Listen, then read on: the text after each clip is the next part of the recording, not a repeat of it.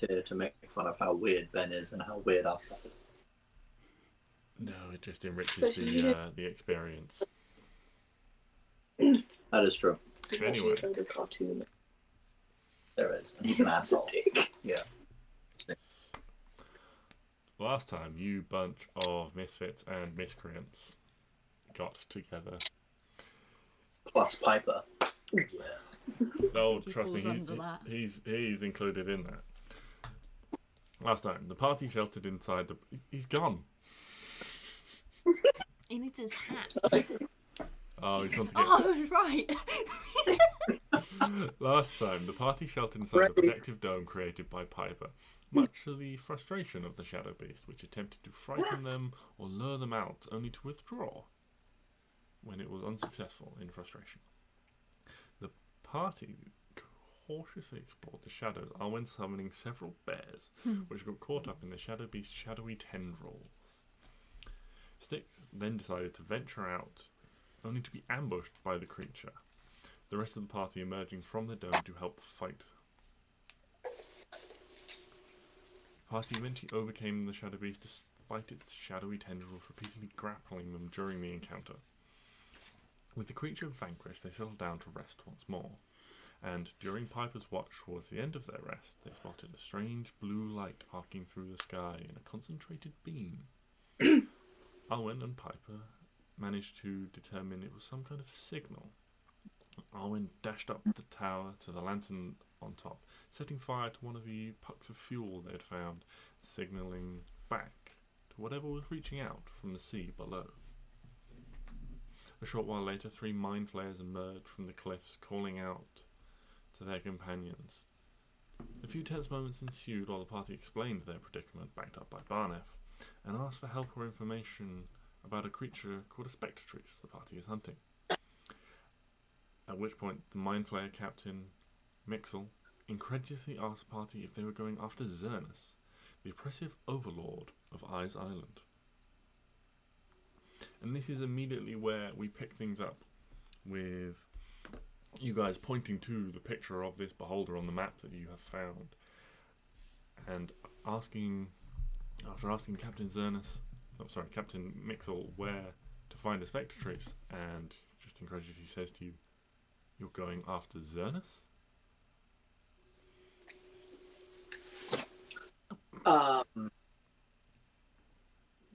No, we're going after a spectatrice.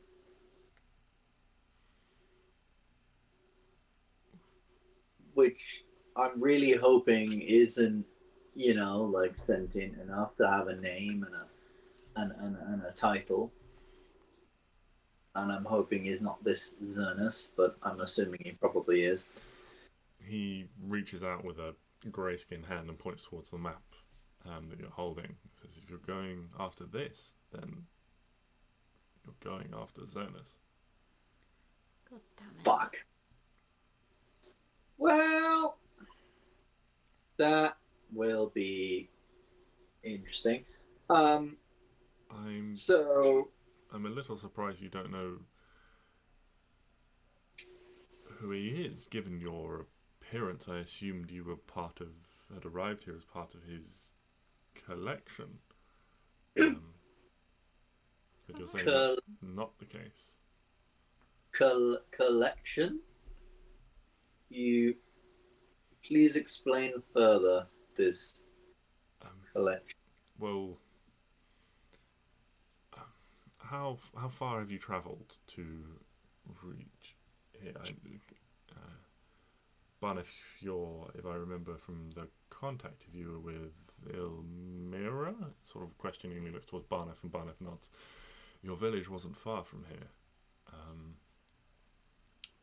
But if you are planning to cross the island, then you'll see some interesting things. Xernus likes to gather things.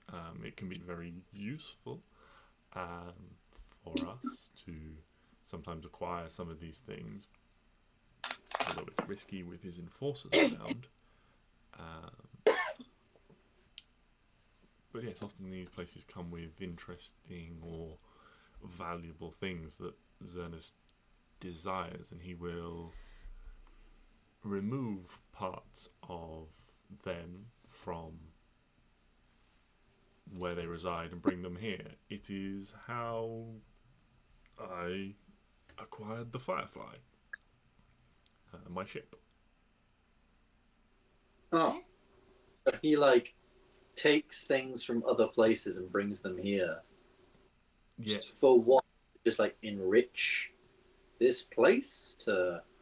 Well, I've not had the pleasure of his company personally, thankfully, but I assume he enjoys them, or he's looking for something, or he just is interested in various other things. I'm afraid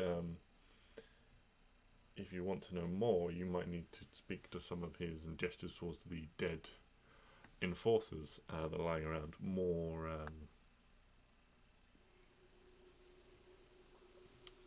knowledgeable forces. We tend to try and keep out of their reach, although we do make trips back and forth to liberate others where we can.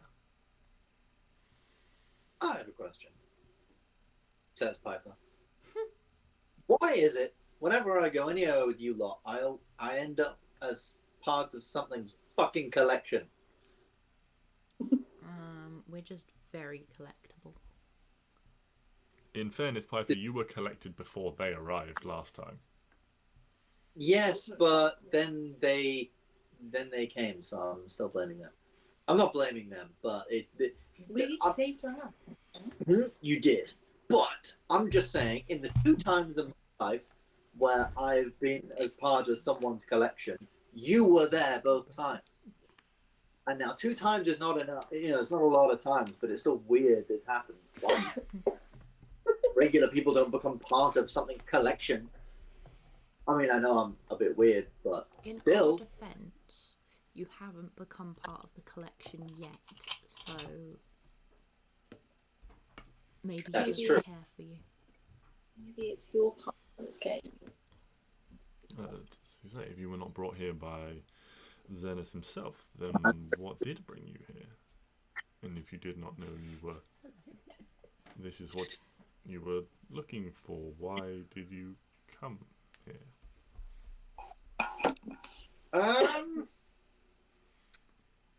Well, I'm not too sure. Idiot. We are here because the Spectatrice, it's like its essence or something. We need to collect it. Because collecting its essence, I guess, after it dies, will allow us to power something which will stop a very, very powerful being from gaining power from hatred. I see. No, I do not. No, Elaborating. honestly. Material plane problems. Nothing you guys will have to worry about yet, though you probably will at some point. So, yeah, we need to go. So, interesting. His collection. Do you think that could be like an aim for us? Could we be like, could we tell things that were part of his collection to get close to them? Does he collect people or things? A variety from what we've seen. He likes different places. Do the people live? Or are they stuffed? Like taxidermy? No, he doesn't tend to kill them. He just also doesn't tend to look after them. That's fine, as long as we don't have to die. The people who do escape sometimes come into us, and we get them elsewhere. Yeah. Do you know of anyone?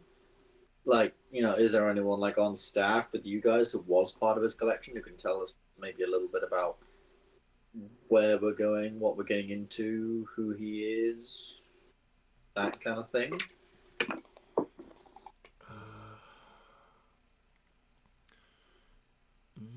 My crew is mostly second or third generation. There are few amongst them who really know the stories,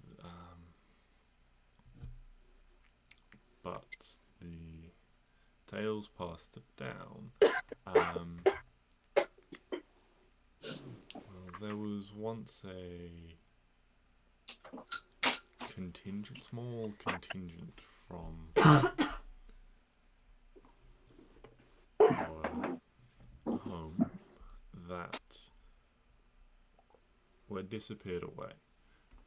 This light was seen in the sky. A vast expanse of land was encompassed, and when the light faded, those who resided upon that section, and that section of land itself, the trees, the buildings, the houses, found themselves here.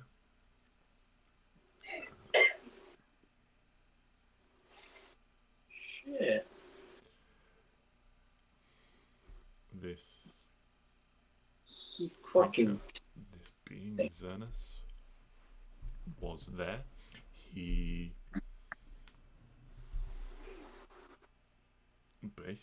had ultimate power. No one could leave. No one could do much of anything. I mean, people tried. They were never seen again. And so people here began to try and make a living. Cut off from other civilizations, we began to starve and had to try and make do for ourselves. We lost a lot of our psionic powers as a group due to this starvation, but perhaps to their surprise, we managed to survive. And many decades down the line, it seems that Xernas has taken a liking to us in what we can do, and the cruel, the desperate turns themselves into his service in order to thrive. Their powers remain intact. Either they have some source of food better than our own, or they have some way of travelling to somewhere to hunt for better food.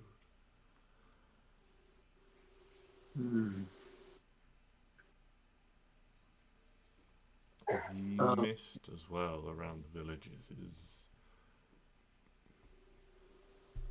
much more dangerous here. It is much easier to get lost and lose your way. Whether it is some natural phenomenon or not, having sailed the seas and sailed the coasts, I can tell you that it is not as oppressive in other places. It persists, don't get me wrong, and it is dangerous. Make no doubt about that. If the wind picks up, be sure to find shelter, because a storm is coming. Is that the storm with the what's it called? Whirlwinds that I've heard of, that, you know, can like plane shift tornadoes. Yes, they have been known to take people. People are lost and never seen again in the coloured storms. Well, I'm fucking out.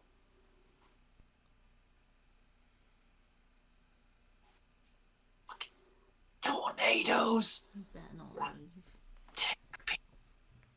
Do not leave us here. I am a performer.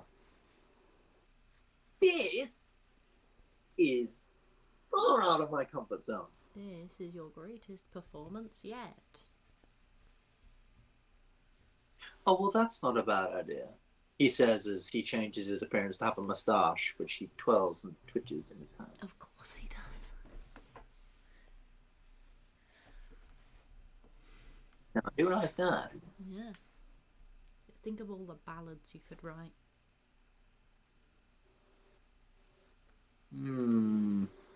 If you leave, I won't tell you all the stuff that happened, so you won't be able to make any a living out of it.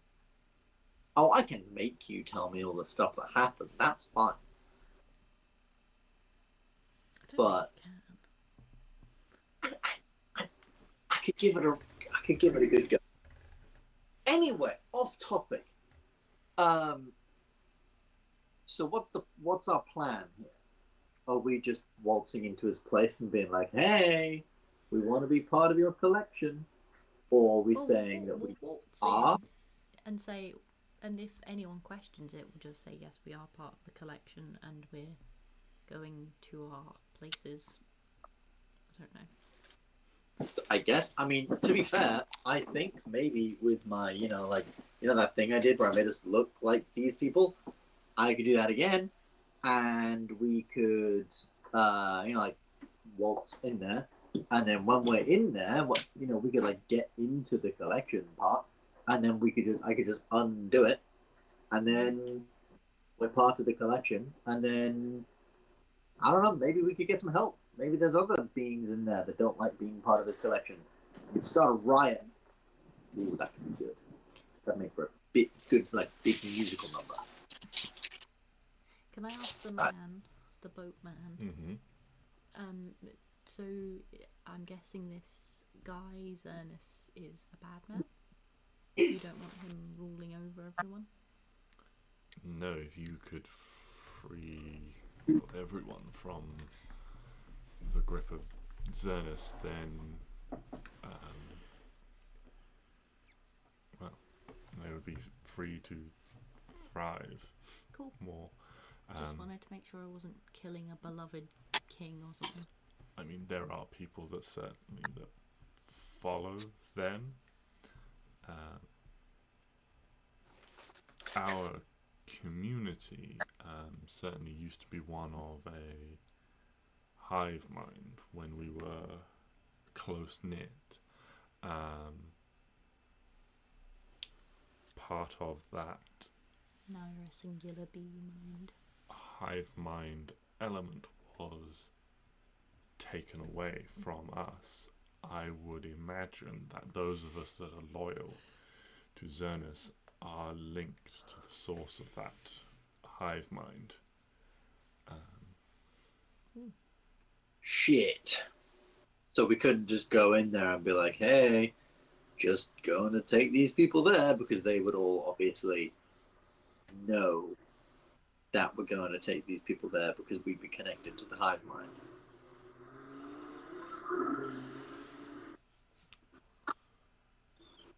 I cannot say. I couldn't say whether it is still a thing.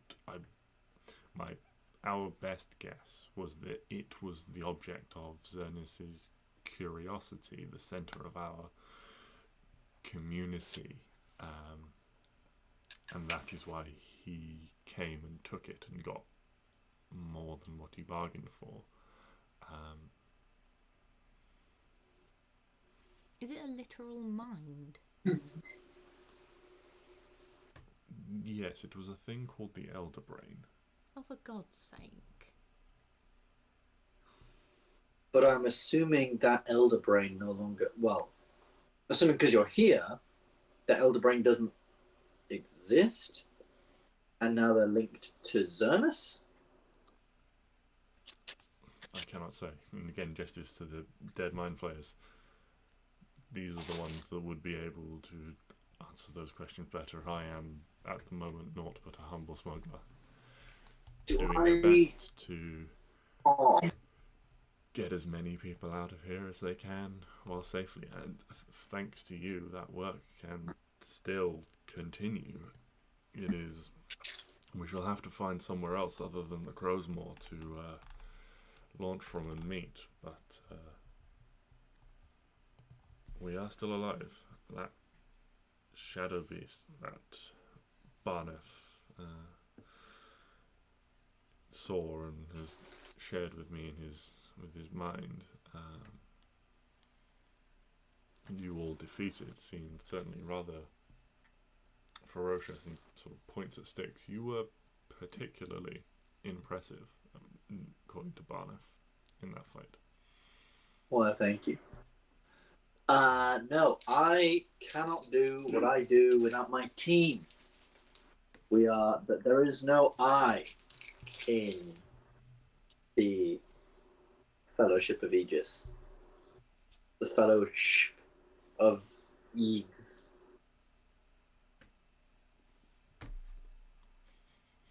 It works. There's no I in team, and this team has proven very, very efficient in killing things. Not in like an evil assassin-y way, in like a we save the day by taking down things that need taking down way. And, well, that's what I'm planning on doing here. Except it has the secondary goal of being very, very useful to our thing. Material plane, mumbo jumbo. Or I guess that's the primary thing, and the secondary thing is helping you guys, but you guys aren't so bad. Well, if you can rid this island of Xernus and restore peace, I guess. I mean, things are relatively peaceful for the most part. A small band of rebels does persist, but they are mainly spirited people who try to live outside the law. I have a thought. But if you were to free this land of Xernus, then there would be many in your debt who owed you some service, and many who would be looking to leave this place for a means to return home. You have a thought? The Firefly would certainly be within your debt. Well, it's funny you mentioned the Firefly, because my thought did concern the Firefly. We obviously need to travel to Xernus, and according to this map, he's quite a ways away. How far a distance do you think it would be from here to there? And I point from obviously where we are to where he is.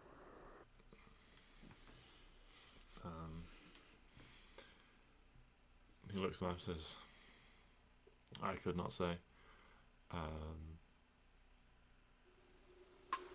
I have never travelled that far, nor do I know anyone who has travelled that far south.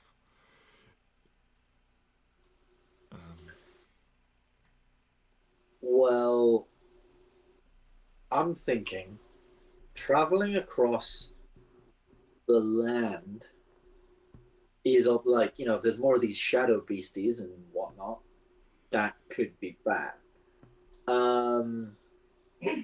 But traveling over the sea, if we sort of stick close to the coast, it could be faster. We could remain out of sight from any baddies, and we could almost get up behind him from the coast. We could almost get up and sort of go then through the mountains, or sort of get up right behind him kind of thing, and take him out there. Because obviously, I'm imagining that if we just went directly this way, we're probably going to come into a lot of resistance. But over the water, I cannot imagine we would come into a lot of...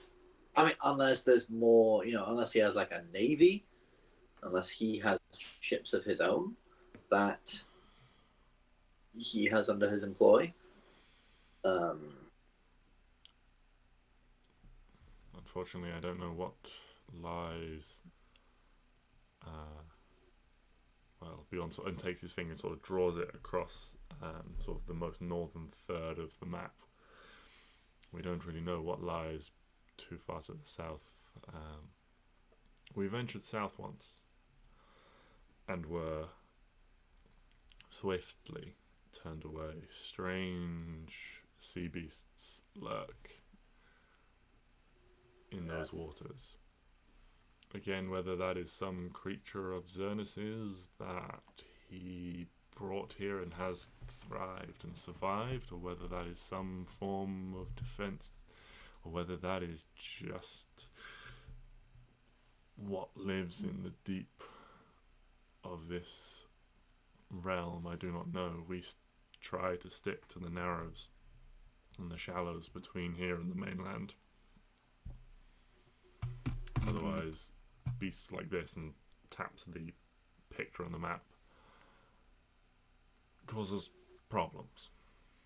I've lost enough crew in dangerous waters to know that they are best left unexplored. But if you wish, we can bring you maybe a day to the south as a thank you for what you've done. I mean, a day is probably better than nothing. Better than nothing. Yeah. Yeah, I'd certainly think so. And I'd imagine, like, the closer we get to Barnath, the less we're going to run into... No, sorry, the closer we get to Xarnas, the less we're going to come into, like, more of these shadow beasties.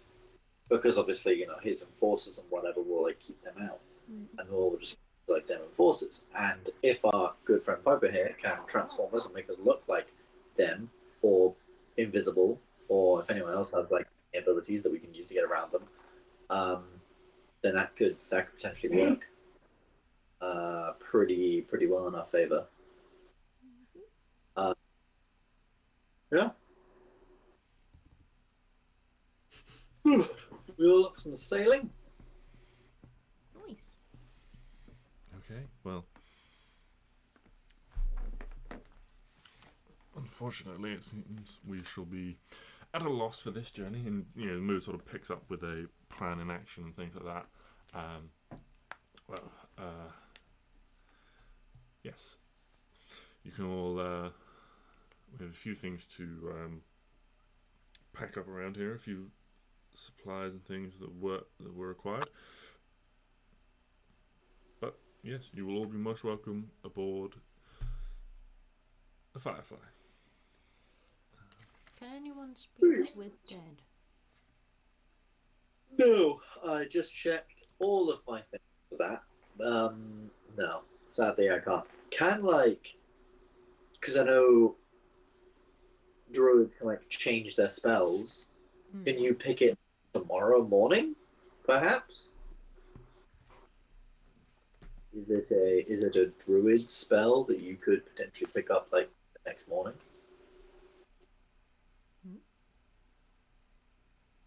Could help if I could spell it.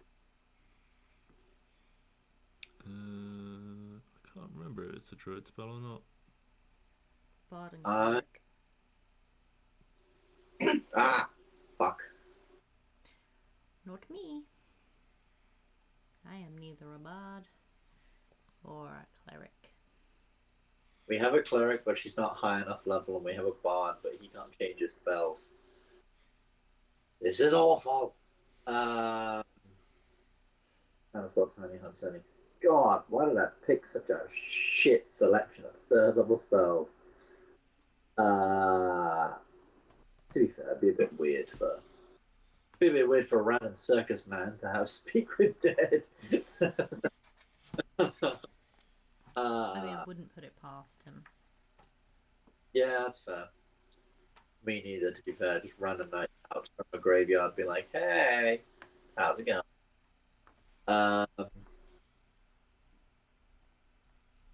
I'm trying to think of any other spells I have to try and identify anything about this person.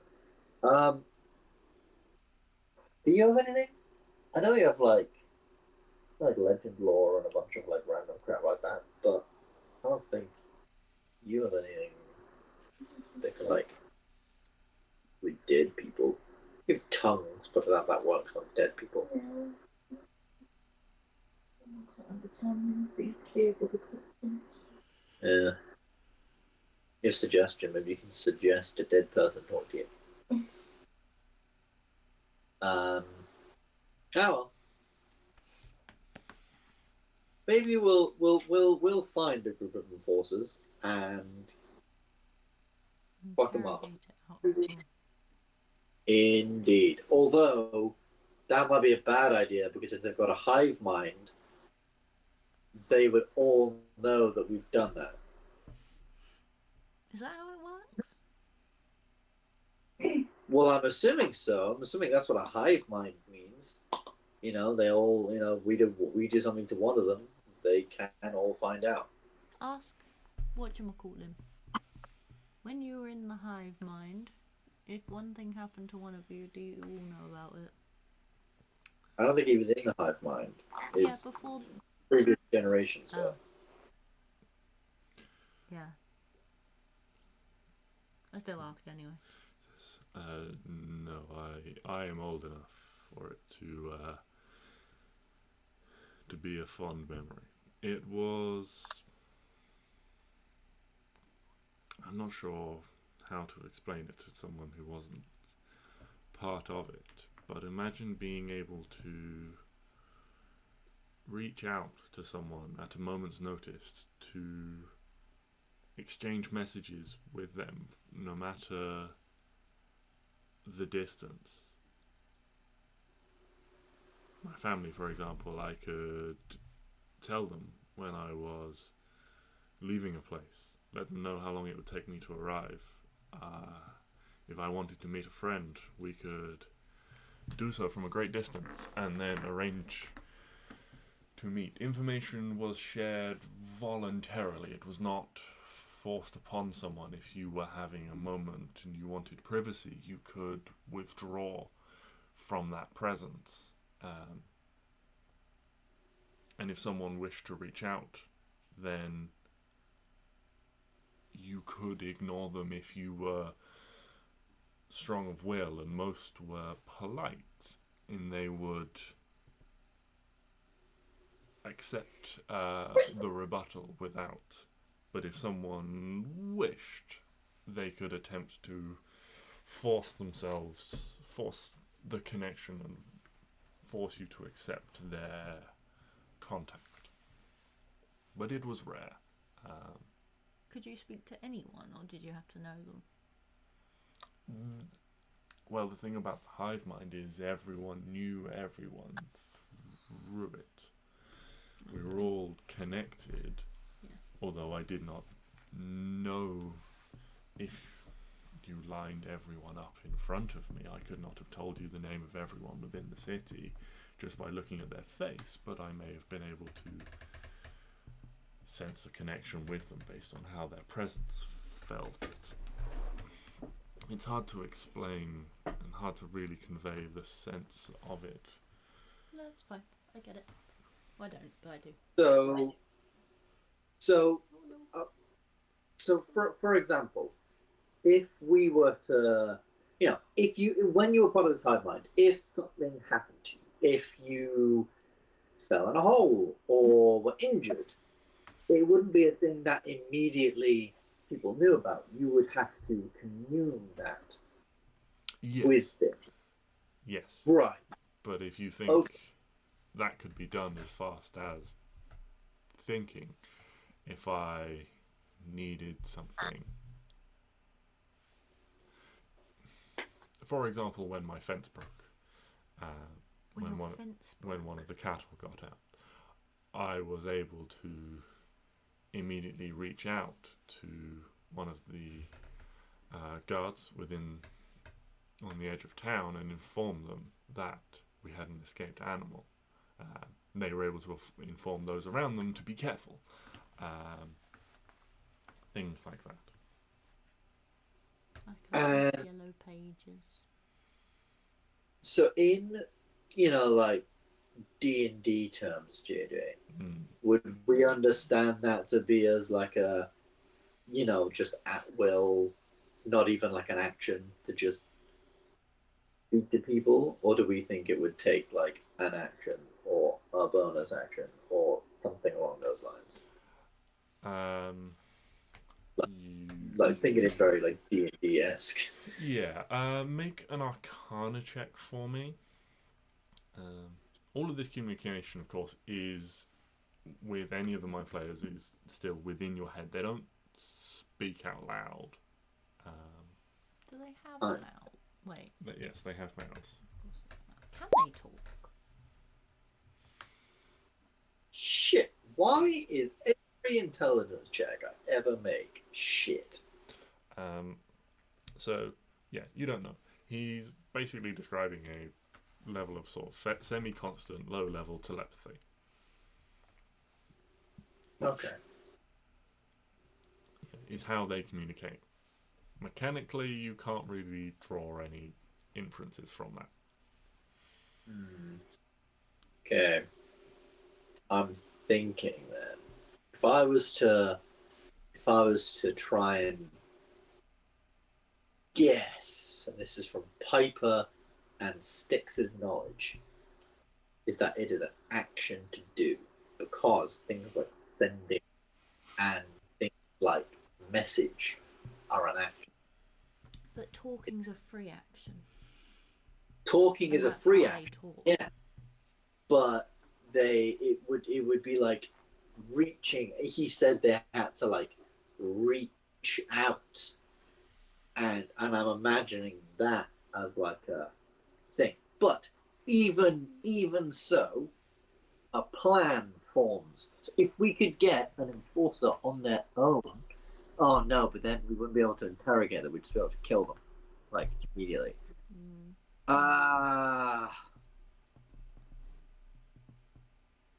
Yeah.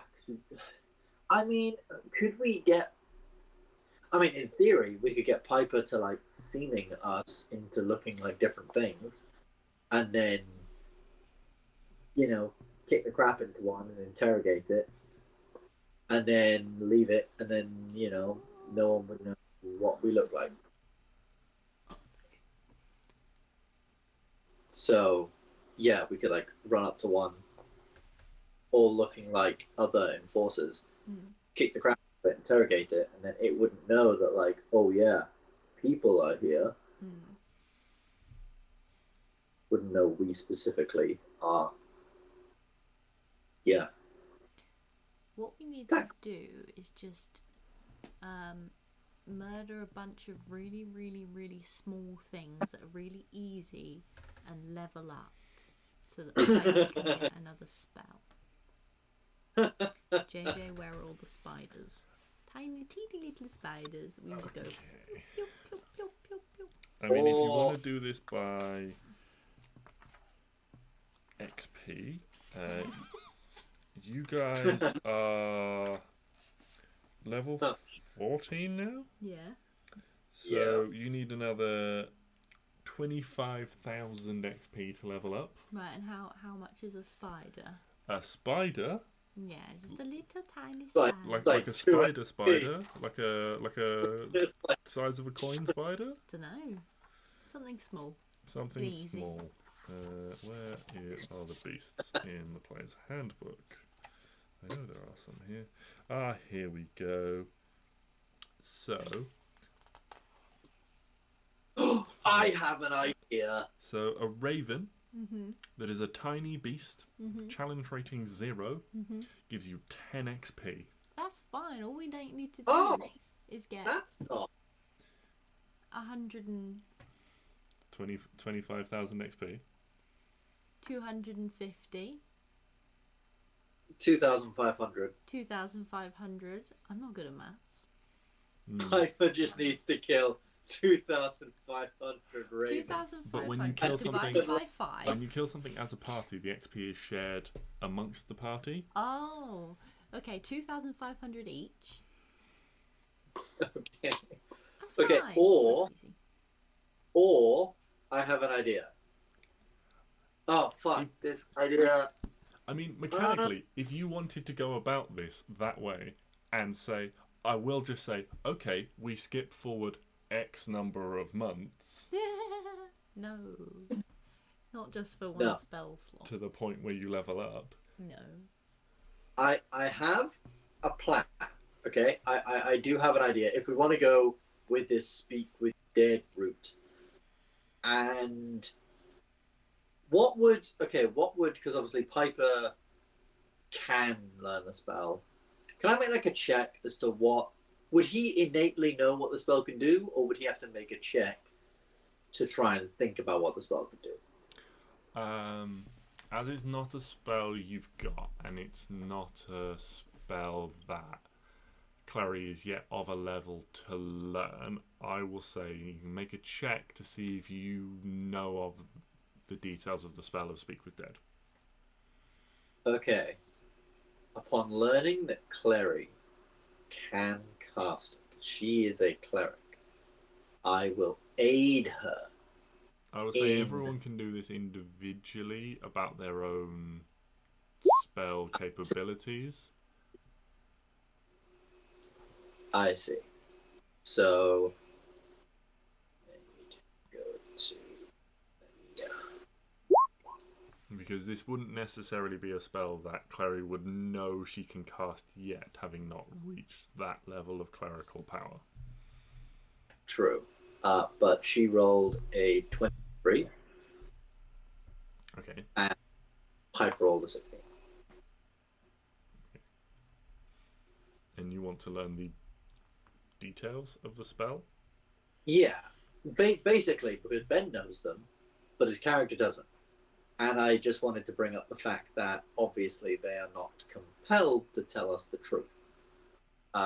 So if we were to speak to these things, it might be worth us coming up with a plan as to that sort of thing. But Piper also has another idea. He does have an idea. And that idea is... okay, so...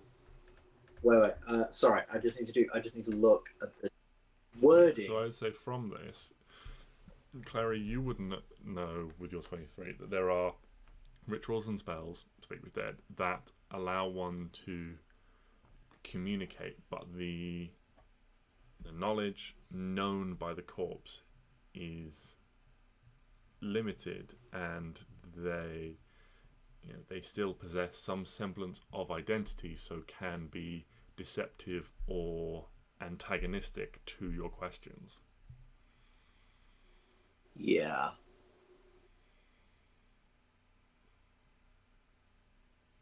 Yes. But with a 23, you'd also know that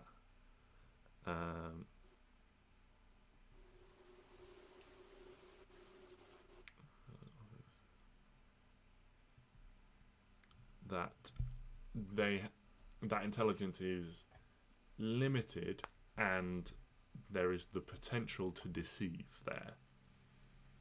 Yeah. So Okay. you can deceive a creature into believing that it's speaking to someone else, which might change how willing it is to speak to you or answer your questions honestly. Okay, I have a plan. I plane shift us back home. We pick up a spell scroll of Speak with Dead from somewhere, if one can be found, wherever the fuck we are or wherever the fuck we're going. Then we come back, because I can designate a specific place for us to come back to, or like a general area, so I could say here, and like I could say like the Firefly ship. And can you now just say the Spires, or whatever that says? I mean, I could. I mean, in theory, I could, but that would take us anywhere across that mountain range, including but not limited to right in front of his face, or at the top of a massive mountain, or the bottom of a terrifying ravine. True. It's very weird. And so, but like the Firefly, for example, a ship on this space, that's a bit more like specific. So we could be like outside the ship or on the ship, and that is about it. So I could bring us back there, and then we have a spell scroll of it, and we have a dead thing, and then I use seeming to make us all look like, the things, and I use and we ask it the questions that we want, and it will believe, and we could be like, oh yeah, how, we could maybe just say we need this information, and then we ask it whatever questions we want to ask it. Yeah. What would we ask a dead thing is the question.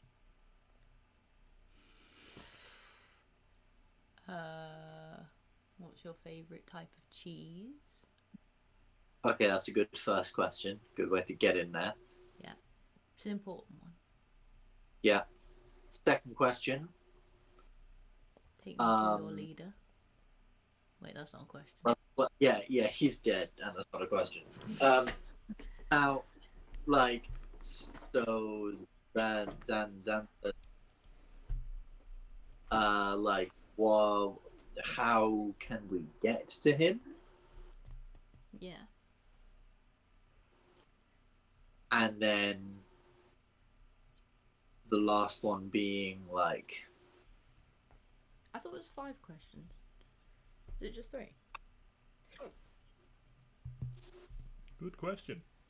That's one of your questions. No. trying to remember the D&D movie. I think you might be right. It might be 5. Or it's 3. Speak with dead. Similar to life. Answer questions. 5 questions. Oh, I'm so clever. Oh my god. You too, with your D&D knowledge. I know how many questions it is. Clever. Good job. So trying to think what we could ask it if this is relevant to do, because that would take us out by a day, because I would need to cast it today, and then we need to wait till tomorrow, and then we'd come back. Yeah. So that would take us out quite a lot of time, and I remember there is time pressure for all of this. Wait, yeah. why were we going to talk to this guy? Yeah, what were the... Yeah. I feel like we had an idea of why we were going to talk to him. Why did you want to talk to the dead guy? You wanted to know more information, and the dead people are more likely to have that information. What specific information? Honestly, can't remember. Can't remember either. You guys were like, dear. does this, is this a thing? And I was like, well, that's not information that this guy would know. It seemed really important. One of the things you wanted to know was whether the hive mind was still in place. Oh, but we know that, and it is. But it's just for them. Mixel has speculated, but he doesn't know. He knows he's not connected to it. I don't think we need to talk to these people. Yeah, I don't think we do, because I think we'll probably just find out and all of this anyway. So let's just go. Let's just get on the Firefly, sail a day. Yeah. Where would a day get us to on the map? Does he think? Where he will 10 centimeters. Point sort of somewhere in this vicinity. There's a cave bit here. Okay. Yeah, that could work. All right. Yeah, I like that. That's about as far as we're comfortable going. Any further than that, and we start to head into this region down here where things could get a little dangerous. Sir, let me introduce you to the man that mounted a crab.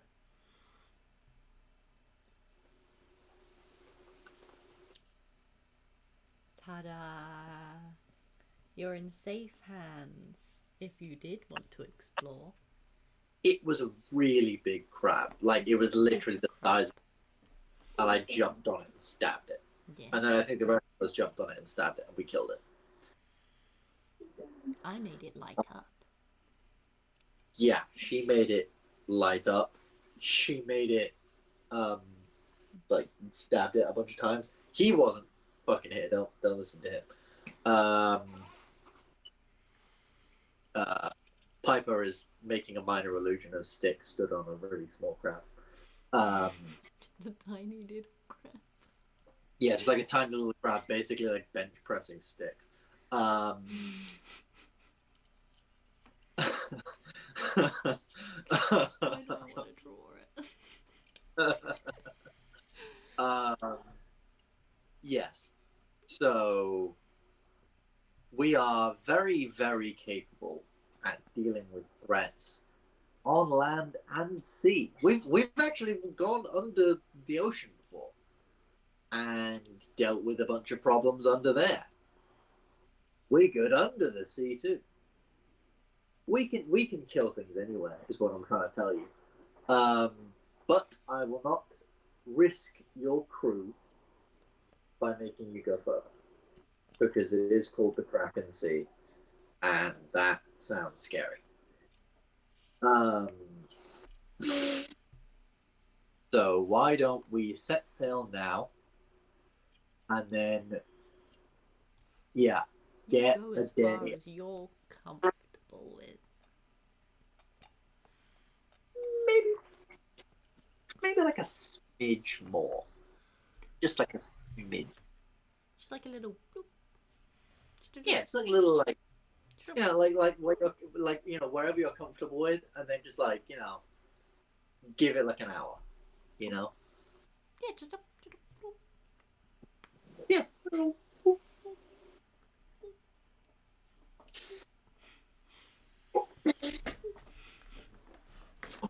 Oh, it turns into a dolphin. Whoop.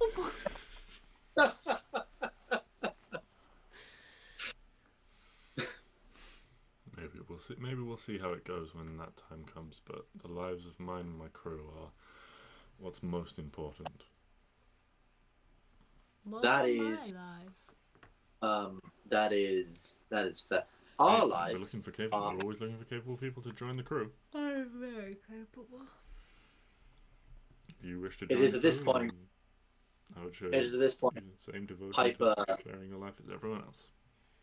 at this point Piper will send a message to Arwen and say, join the crew or lead the crew.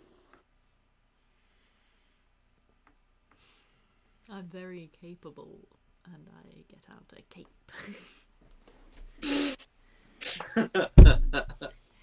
Be careful, sir. You will hurt your brains. No, that's already been done. Psychic damage to the DM. Inspiration to Arwen for that terrible pun, Wow. because that was actually quite Using- clever, and I liked it. You. Can I, as she says that with minor illusion, I just make a doo-doo-ts.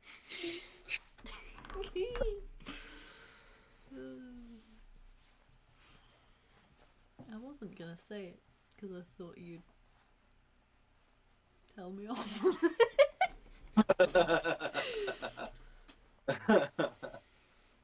No, your out of character words cannot harm you in game. You cannot hurt me. Mm-hmm. Okay. Okay. And with that, Captain Mixel turns towards one of the mind flayers that's just been sort of going through the crates and barrels and things there. And you hear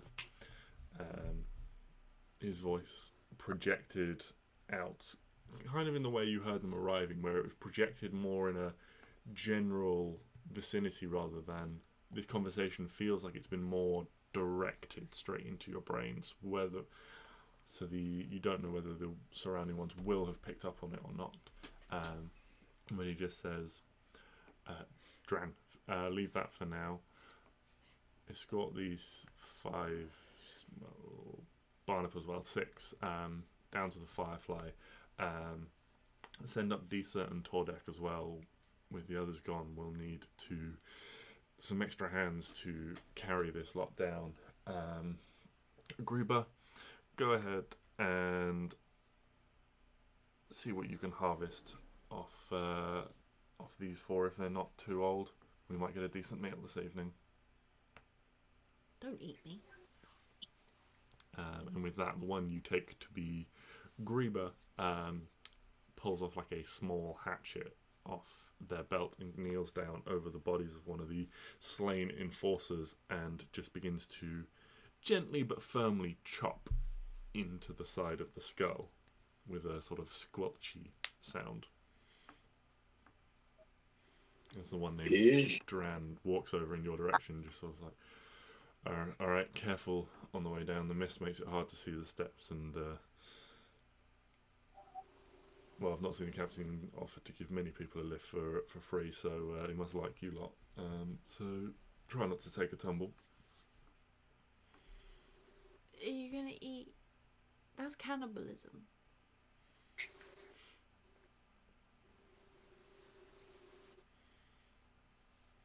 Is that not a thing here? We take what we can get, especially when if they've been eaten well, then we'll get a couple of days worth out of a good boost out of the lot. Put the crew in a good mood, and we'll all, if we do come across any dangers, we should all be a little bit better equipped to deal with it.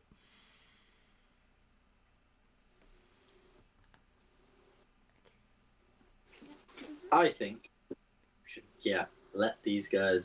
let them do them. They're clearly very different people, and let's just go aboard, and I can make us all a little snacky poo. And it'll be lovely. Not so fast, sir. Oh God. He's competing with himself. Your food will not suffice. I can beat it. Bacon for days. Oh. Can you both create food? I can create whatever food, as much food as you desire, in a comfortable living space. Oh yes, your little tent thing. Does that make food? That makes whatever fuck I want it to make. That's cool. Servants will bring us food on lovely platters. They will literally backflip into the room with food for us. My bacon sandwich goes on the floor. I swear. Nope. These are exceptionally skilled individuals. The only problem is I can't actually take them out of the place, nor can you bring any of your food out of the tent. But it'll be great. So don't waste your time with your petty paladin food, sir. Stix turns around and cries a little bit. Oh, it's okay. My food. No, that is fine. You do you. Saves a spell slot for me. Fine. Please can I ask one of the Oh, hold no, I'll save it for later when we're friendly with them. I don't want to offend anyone. I have a burning question I need to ask them. Okay. You gonna save it? I'm gonna save it. Okay. Invite us. What the is?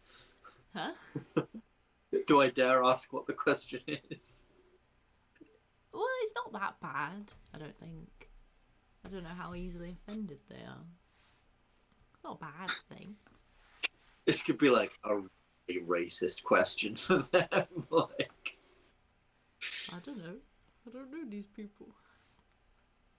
As this conversation is between Stix and Piper is going on, and Arwen's thinking on her question, deciding whether or not to ask it, Dran leads you all to a small sort of cutout in the cliff. you can see there seems to be some sort of stone here, as if there was maybe some sort of stone platform that extended out over the cliff, some sort of viewing platform or part of a building or something like that. But you can see it has crumbled away and tumbled down the edge. But cut into the centre of it seems to be a set of steps, and where it looks like they continue the path and would have crumbled into nothing as well, they lead down and they turn to the left against the cliff, and cut in there is a narrow set of steps all the way down, as if this was some sort of, you imagine, secret pathway out of this building at some point, but the building itself has crumbled to the erosion of the cliff, exposing this pathway. But as you can make your way down, you imagine it would be almost a sort of dizzying height, but the dense mist around you almost makes you forget where you are. To your left you have the dark stone of the cliff to cling onto, and the steps are smooth and well polished through use, but slightly slippery underfoot. But to your right there is almost this strange expanse of nothingness. The mist feels almost like it's clinging very close, as if you could just reach your hand out and sweep this curtain away. But at the same time, if you reach your hand out, it stretches on almost endlessly, both being clawingly close and expansively far all at the same time. And you try and keep your eyes on your feet and on the cliff as you slowly make your way down. It takes about sort of 10 minutes or so to make the climb. You imagine it will be quite a tricky climb for anyone carrying much weight. But within that time, or by the time you come to the bottom, you can see looming out of this dense mist is a strange looking ship. It looks, the hull and the general shape looks very similar. You can see there are two large masts on the deck, but no sails are hanging from the mast, either drawn or limp. Instead, four massive arms extend in pairs, two from the front and two from the back, and on those are stretched canvas sails horizontally. I thought they were going to paddle. That's what I was thinking immediately, like these two arms at the front, like clawing, and then these two little sad now. You can see enormous, high tension ropes extend from the masts down to the end of the arms, holding them in place. You imagine it would be possible to potentially winch them up and down and change the elevation and the angle of them. So it's essentially like masts, but they go like out like that. Yeah, so they go. So basically, on each of the sort of four corners of the ship, there is a V shape, a pair of masts stick out the side, and between that is a large piece of canvas. Oh, that's really cool. And so it's like that. And you can imagine that if this is the deck, if the deck is horizontal and the mast stick out horizontally, the angle could be changed, varying the level of sail. Okay. Pretty cool. What also catches you out is you don't spot any water.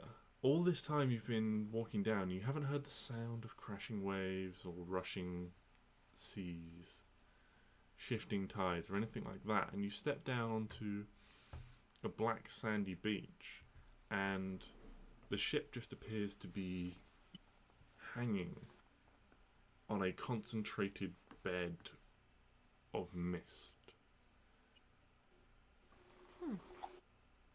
as you step towards it, you can see that there is a large gangway has been extended down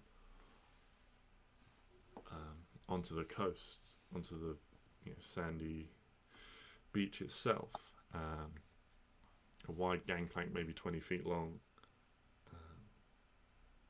Can Stix, as we're sort of like heading over, I'm assuming obviously like on this gangplank over the mist, can Stix just take one of his copper pieces and just drop? Mm-hmm. Does he hear like a splash or anything, or is it just? So you drop a copper piece through the mist as you make your way up the gangplank onto the ship, and it just disappears. And then you hear a slight thud, as if it had dropped onto the sand. What happens if you go into the mist, people? Dran turns around and says, well, depending on where you are, you tend to just sink to the bottom. You can't breathe down there and presumably die. Huh. But there's not like water. It's just mist. That is so terrifying. Oh my god. So you can't even like swim on the top. You can't like swim on the mist. You just sink. Anything that falls Guys, trying to walk. is lost. You guys want to walk? I kind of want to walk now.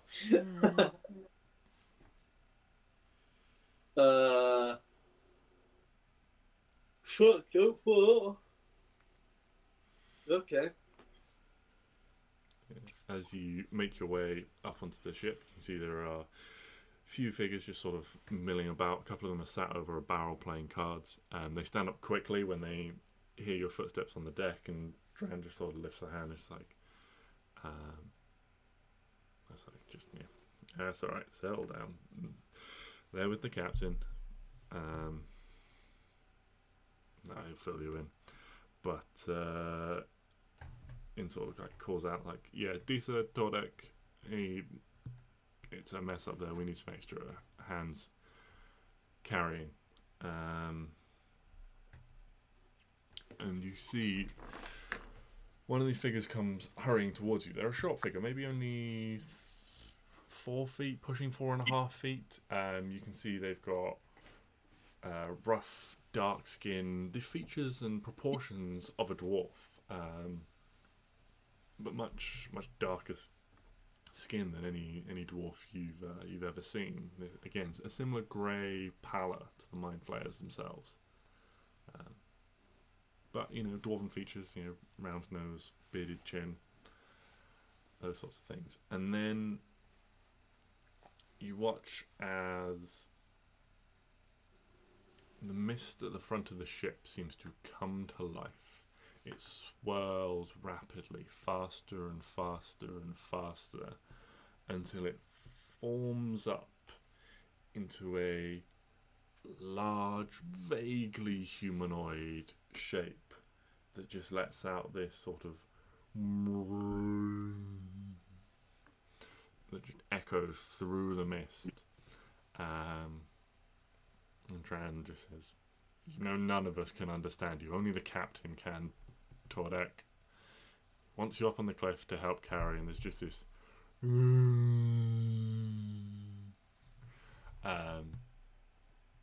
and this dwarven figure begins rushing off down the gangplank, and then this misty, swirly elemental form just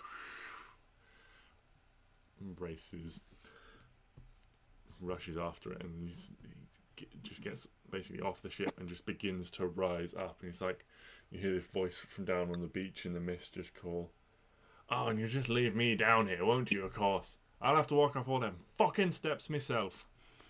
Stupid bastard. Can they sail across the land then? If it's just mist. I would assume the mist is almost like keeping them afloat. Like they're somehow floating on top of it. If anything that goes in there just sinks, because it's just, mist.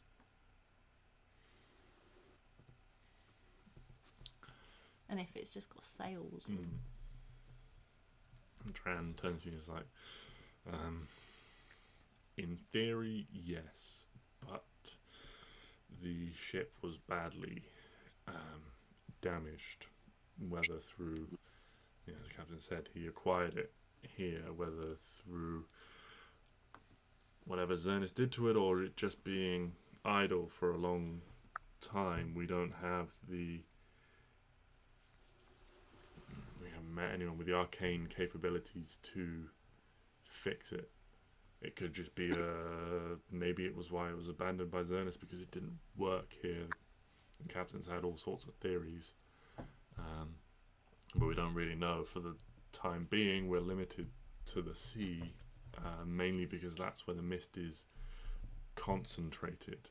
And indeed, there is this comparison. You can see a difference in the thickness of the mist that forms. And if you were to reach out and run your hand through it, it would have a substance or a feel, like a very, very fine sort of oil or something like that, almost like foam or bubbles. Oh, okay. Not a suspension that would hold significant weight. You imagine if you put a person or a real ship on something like this, it would just sink. But because this is some sort of magical ship, it has a way to float on the misty airs that are concentrated in this fashion. Fair enough. Interesting.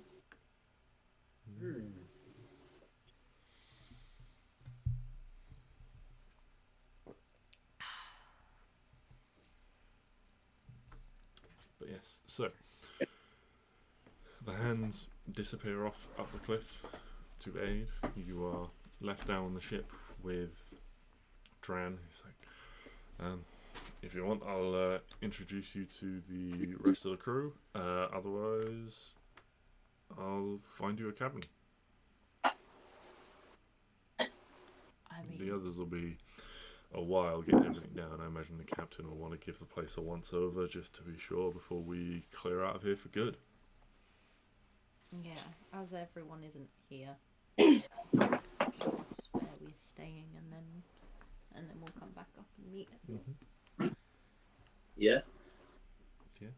So he leads you down below the deck, and the ship bears a striking resemblance to some of the other ships you've travelled on. There are a few small cabins and things located. There is a raised upper section on the deck of the back ship, sort of a rear castle type thing. You can see mounting points. You recognise where weaponry could have stood. It doesn't stand at this point. You don't know whether they have it or whether they had it, or whether this ship had the capability of it and it was just never fitted. But there is a small rear castle with basically a set of double doors. The whole sort of rear space seems to be the captain's cabin, and then down below the decks, the stairs lead down, and there are a number of smaller cabins off to the side before it opens up into a main sort of crew, more communal sleeping quarters, and there are further stairs and things down into what you guess is probably a lower hold or something like that. You can see there is a large sort of wooden grid, sort of like a checked, almost like a checkerboard of wood. I'm describing this terribly. Basically like an opening section in the ceiling that would open to the main deck, that could be open to get large items lowered down into the hold. Yeah. But yeah, there are a number of cabins. I think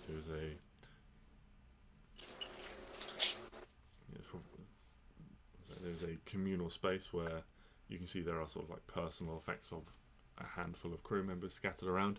As you come down, you can see that there are a couple more. These two individuals are in fact mind flayers themselves, that are down there. They seem to be just playing a card game in the low light over a barrel. You can see they've got one of these bluish lanterns is glowing, not with the same bright intensity, but it's still glowing with a soft blue glow that you saw from the signal lanterns.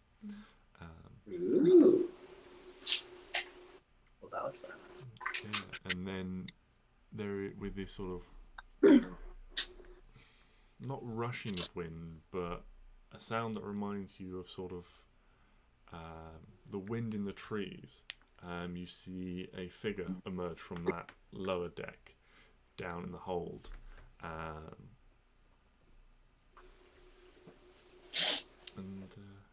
Yeah, Stix, you're suddenly struck by their striking resemblance to Elvis as this humanoid head begins to emerge.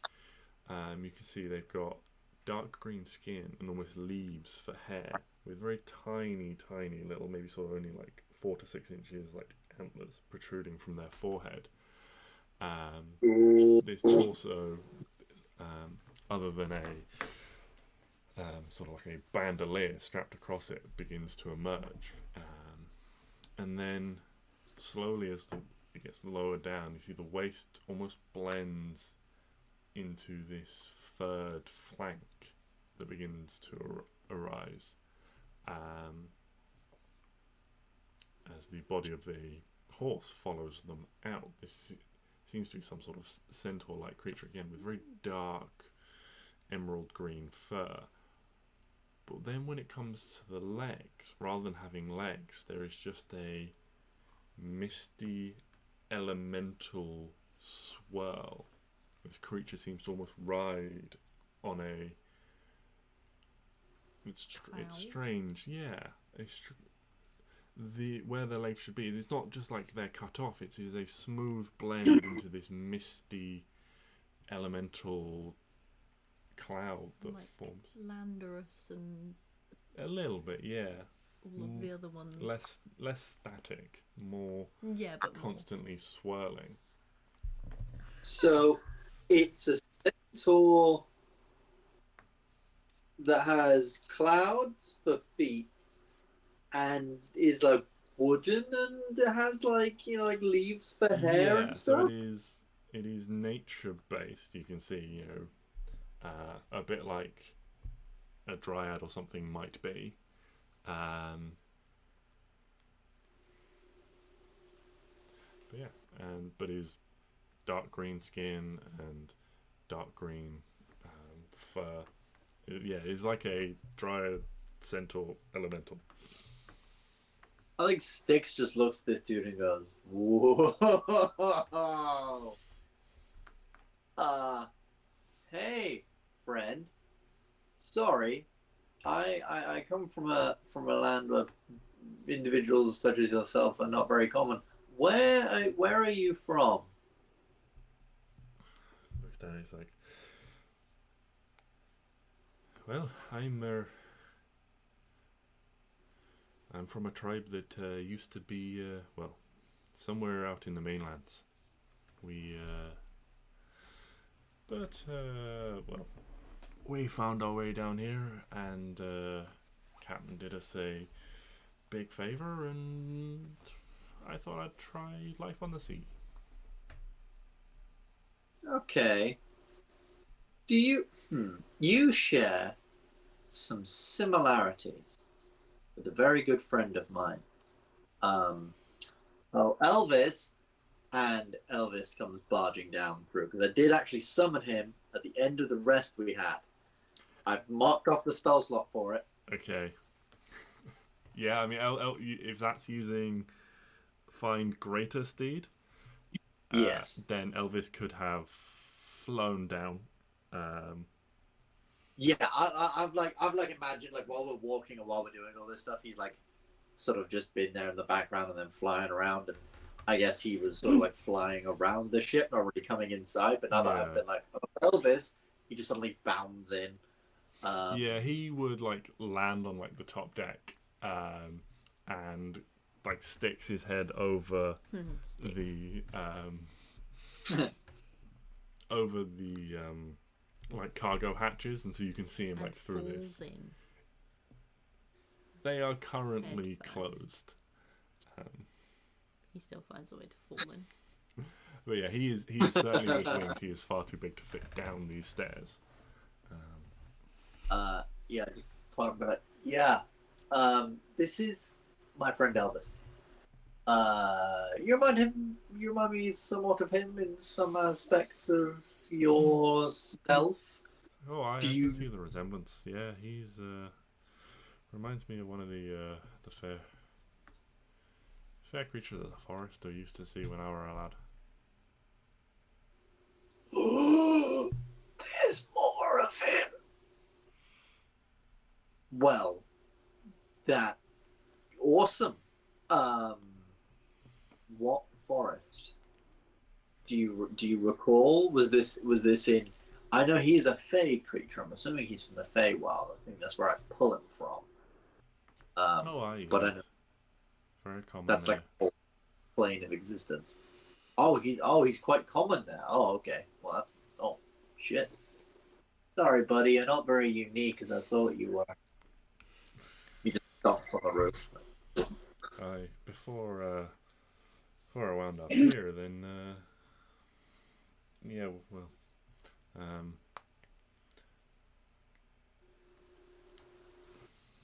in some sort of ancient history, some believe that well, we lot are descended from or aligned with these sort of creatures of the forest. Huh. Well, that's pretty cool. I'm just gonna kind of lean over to Stix and be like, does that mean a person fucked an elf? And then they fucked an elemental. I prefer to think of it as like evolution. You know, how things evolve. So maybe one of Elvis's different species.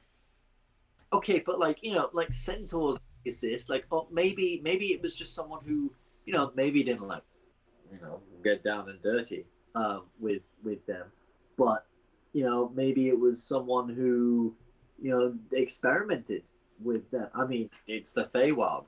Crazy shit happens there all the time. I'm assuming. I've never been myself.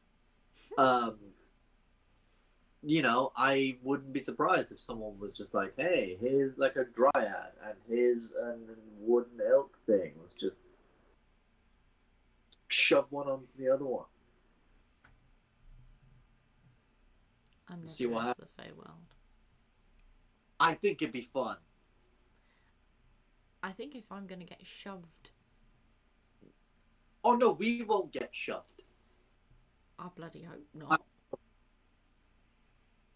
I very much hope. Piper, Hold on. Yes. what weird things have you been up to in the Feywild? Had any Oh, stories of crossbreeding? Oh yeah. Piper, make a nature check for me. Nature check is Piper. Does he know about nature? Probably not. No.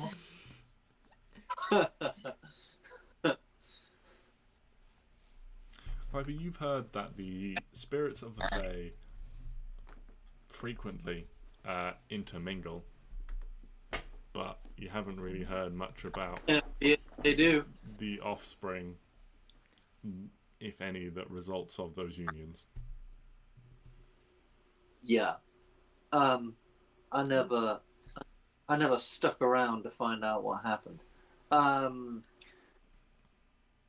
But yes, in the Feywild, it's all very weird. I didn't really go into the forests and things much. I was I was more setting up tents and doing wonderful performances for the many Fey beings there. They are a fucking tough crowd, let me tell you. When you've got fairies and and all sorts of crazy shit flying around, some guy juggling swords is not really the best thing they've ever fucking seen.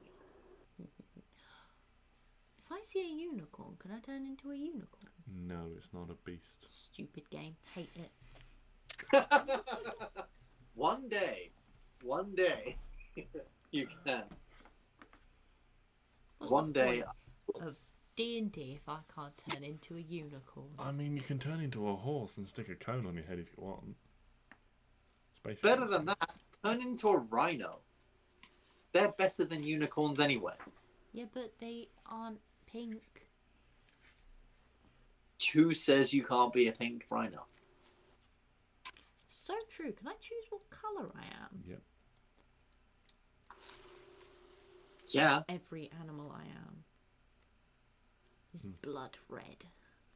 I mean, if you want that animal to be stealthy or be like, hidden or scouting, then yeah, unicorns are technically celestials. It might make it difficult if like your otter or your raven is suddenly blood red. It's a bit harder to be an inconspicuous bird when you're blood red if you're trying to spy on someone. You and your logic. Teacher, Yes. can I turn Arwen into a blood red raven? I have polymorph. I mean, that's up to Arwen. I mean, is it? Technically, he could try. I mean, yes, he could try. I just have to make a something. Yes, it's just if you wanted to resist it, then. I mean, if he catches me off guard, I mean. Well, I'm just assuming you're talking of, like you're like, oh yeah, can we, yeah, like almost like realizing that, yeah, you can be like different colored things, and I'm like, like this, and I just sort of like try and just like poke you on the shoulder, and turn you into a red raven. Do you resist? No. Okay. Yeah. Oh, and you feel the pull of transformative magic, and you just decide to roll with it. You're going to turn into whatever Piper decides that you're turning into at this point in time. I was hoping for a unicorn. Yeah, unfortunately, you're much smaller than a unicorn. You've got feathery wings and a beak.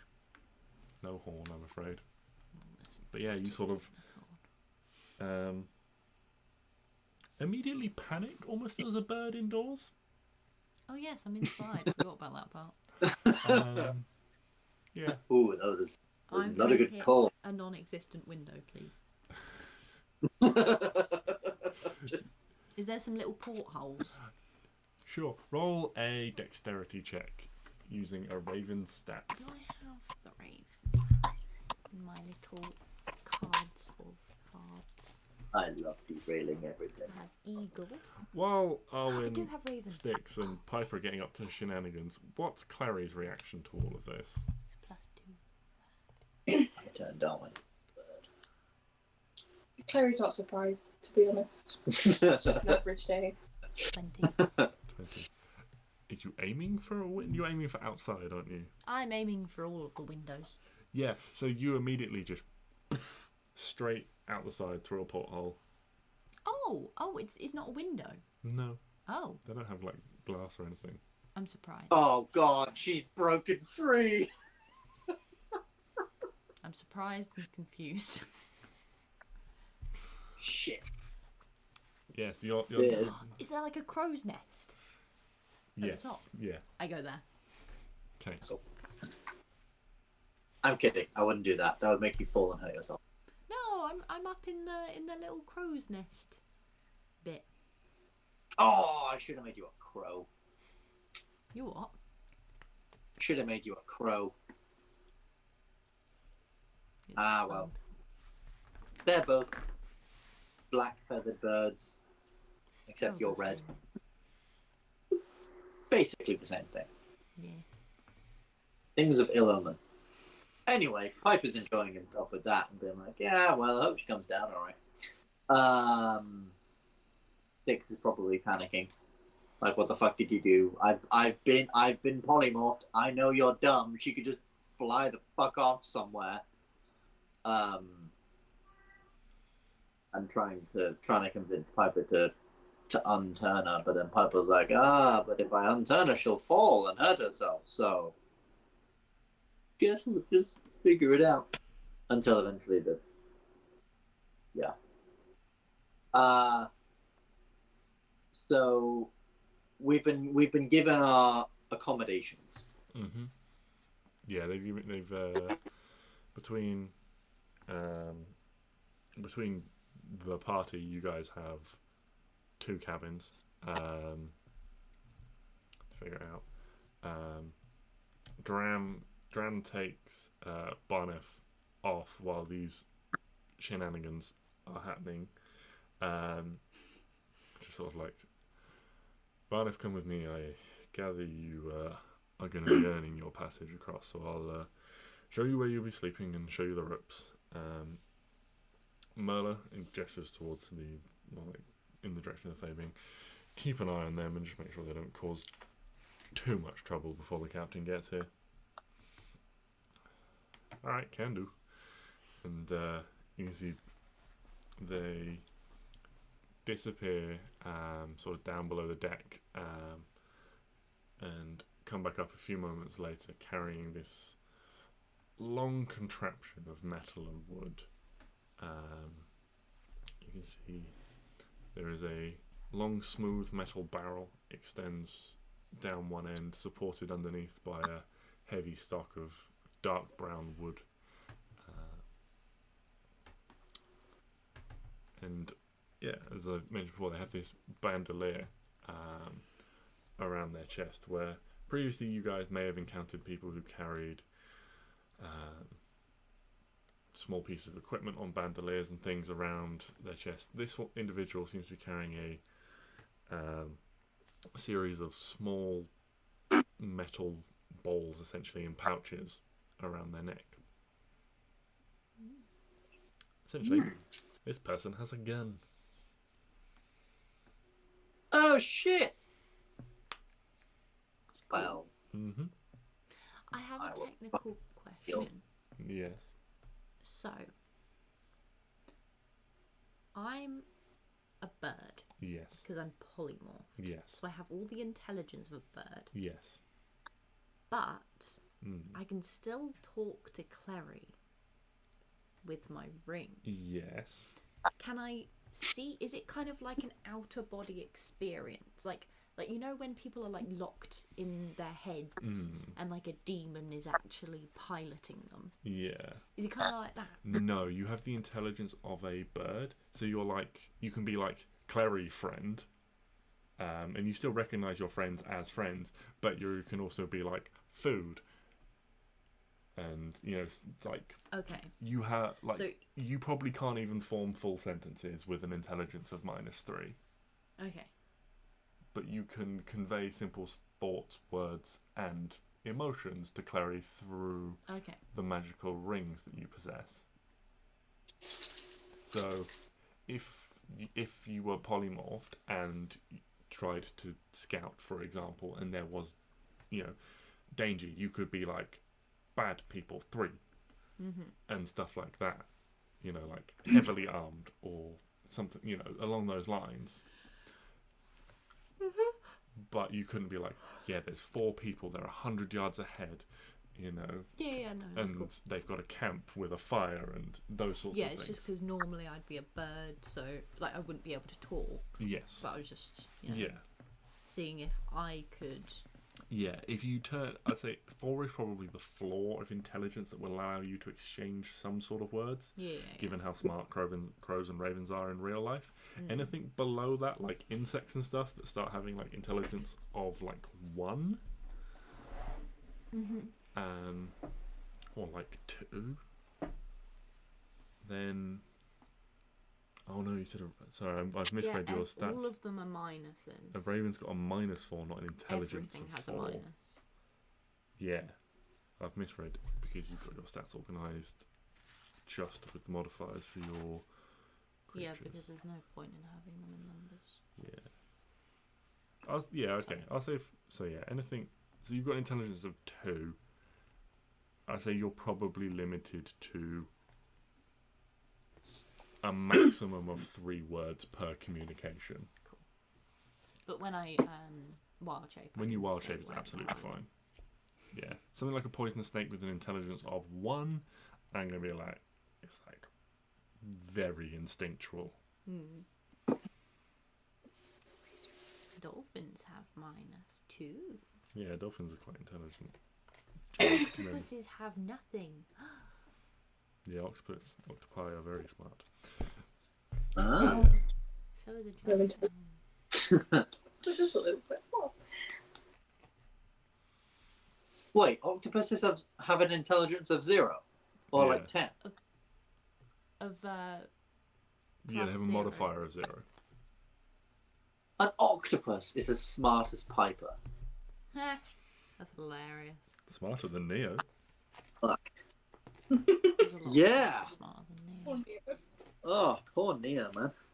Yeah. What's his? Neo, I think he had an intelligence of 8. Is that -1? It's -1, yeah.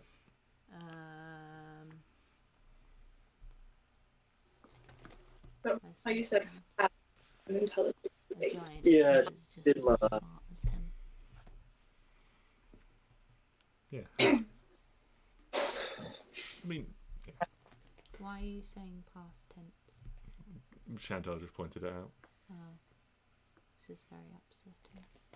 I will now proceed to cry. Okay.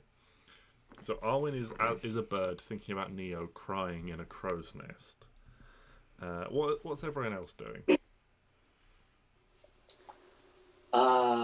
Stix is going to have a look at the ship, have a look at the boat. He remembers being very interested in sailing before, like as a means of sort of getting around. You know, he doesn't want to be a sailor, but he's interested in how it all works and potentially just generally being useful and learning, you know, more about, you know, he's Stix the Wanderer. He likes to know different ways of wandering. Stix learned loads last time we were on a boat. Do you still have He that? did. So, I think it wasn't a hat, it was like a bandana. And yes, he does. Good, put it back on. So he absolutely... Otherwise- No, I'm pretty sure. No, it was like a bandana that he ran around. I thought it was like a proper pirate hat. Yeah. Maybe it was a pirate hat. I don't think I doubt I still have it after the whole fucking massive dragon situation. Well, he only took magical items. Yeah, You that's took true. it on Clary's head before you died from the giant crab. Oh yeah, I did that. She didn't know you very well at that point. So. Yeah, I don't have it here, so I'm assuming no. Did you sell it? That's really upsetting. I don't think I did. I think more likely situation is it probably just flew off and he didn't even realize. But he has the bandana, and the bandana's going on regardless. He will find a hat somewhere. Is there a spare hat? He'll figure that out. But yeah, he is generally just looking around, trying to see how you sail a ship like this with these like crazy arms and things like that, and getting back into the seafaring spirit. Okay. Yeah, if you want to actively sort of wander around the ship and try and see if you can like figure out how some of this works based on the little bit of sailing knowledge you picked up, you know, almost a year ago now, for Stix. Yeah, you can roll an intelligence check. See if you can figure that out. Anyone else is welcome to join in. You can accompany Stix if you're doing this. Oh come on, man! What are my rolls today? 7. Unfortunately, yeah, I mean, it's been a while since you were actually on a ship, trying to remember way back to everything that you were taught back then works.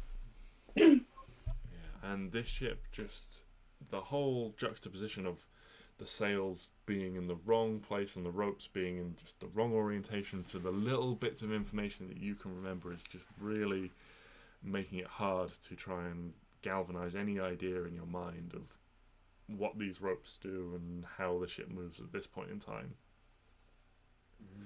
You do pick up on there must be some kind of magical element to this, because you can see you see that there is a faint shimmer to this as the ship very slowly sort of like ebbs and bobs, much less than a ship on the sea would. There is a slight ripple as the light changes across the sails, almost like a rainbow sheen to them. And you also can see quite clearly etched into the masts that hold up the sails, there are a number of magical runes carved into them. Okay. It is some form of magic. You can determine, but how that magic functions, what it does, and how you manipulate the various pieces of that magic, you don't know. I see. What is everyone else doing while you wait? Can you get out of polymorph? I don't know. Because I didn't make a check, but can I now make a check because I now am unwilling? What about this? No, I think it's just so long as you are in that form, you're just there. You're just in that form for up to 1 hour. The transformation lasts for the duration or until the target drops to 0 hit points or dies. Yeah, it doesn't say anything about repeating the saving throw. I mean, I don't think Piper is as much of a dick as to make it go for an hour. I think he'd sort of like have it going for a little bit and then see, keep an eye on Arwen, and then as soon as she. I mean, if Arwen came down and started bothering Piper, I'm gonna dive bomb. Yeah. Okay. It's swooping season. As soon as you start dive bombing halfway through, just and you turn back into Arwen. Oh, halfway down.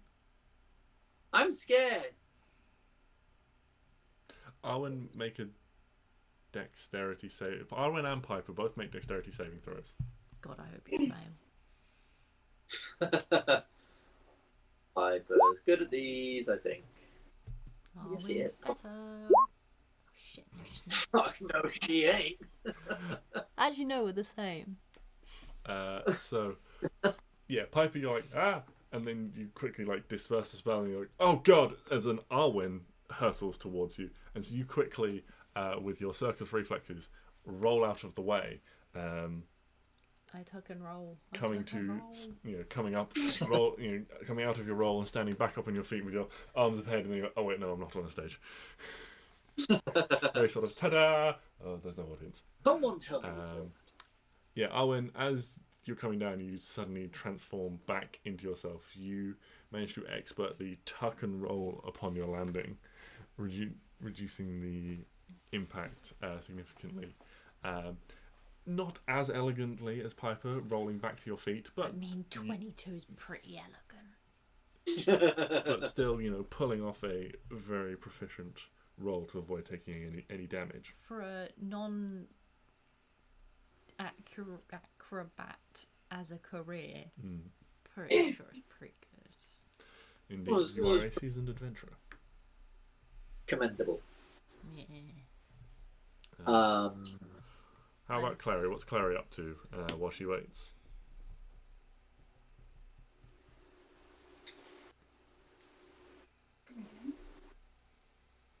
Don't think we need to do.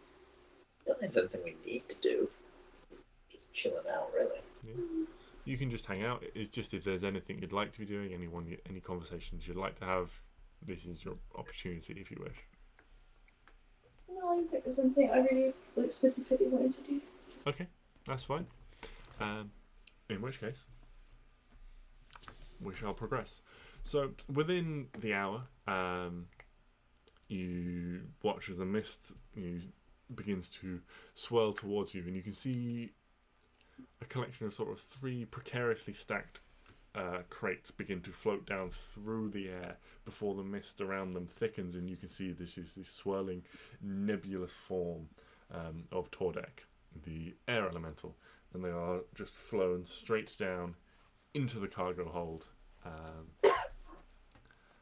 and deposited there. You don't see Tordek emerge. Either they have decided to remain down there or have dispersed. You just hear as they deposit these things on the ship, there is this sort of noise. Adorable. But yeah, shortly you see the others coming through the mist, between them all carrying a number of chests and things like that.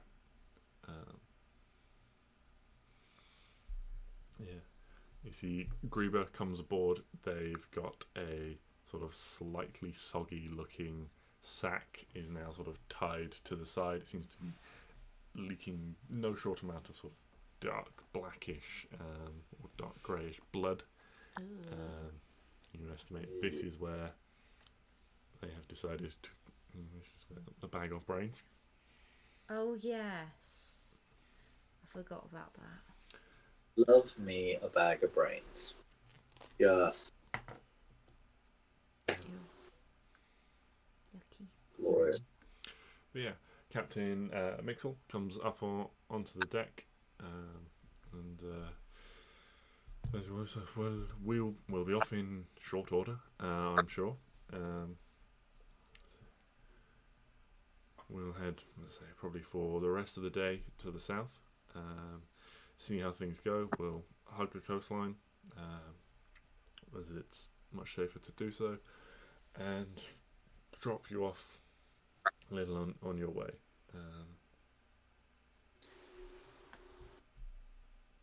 Fantastic. You're welcome to stay up on deck, but please try and keep out of the way of the crew.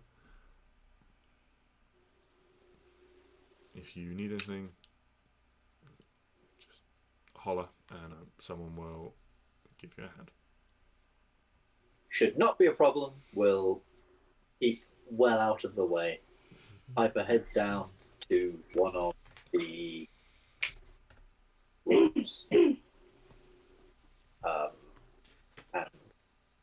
begins doing a little magic. Mm-hmm. Little magic. I think Stix would probably just agree, keep out of the way, but sort of keep watching on for a little while, watching how this thing is rigged and sailed and continued to be perplexed by the... So it takes a little bit of time. Everything else is stored away. The gangplank is pulled up, and then Captain Mixel heads up to the wheel. You see he reaches out. He runs his hand, as you're watching Stix, runs his hand across the surface of the wheel, and a number of runes lights up around the circumference of the wheel, and a number of runes light up along the horizontal mast that protrude from the ship. You can feel a slight hum begins to emanate, but from where you've been paying close attention to these, you can spot, and those of you with a very high passive perception would also spot, that not all of the runes are light. You can see maybe somewhere between a third and half of the runes remain dark. What's that on? The masts of the ship that extend from the side. I didn't know if it was the sails or the mast. No, it's the mast. You can see occasionally they almost sort of pop and spark with little bits of elemental magic, but they quickly die back down again.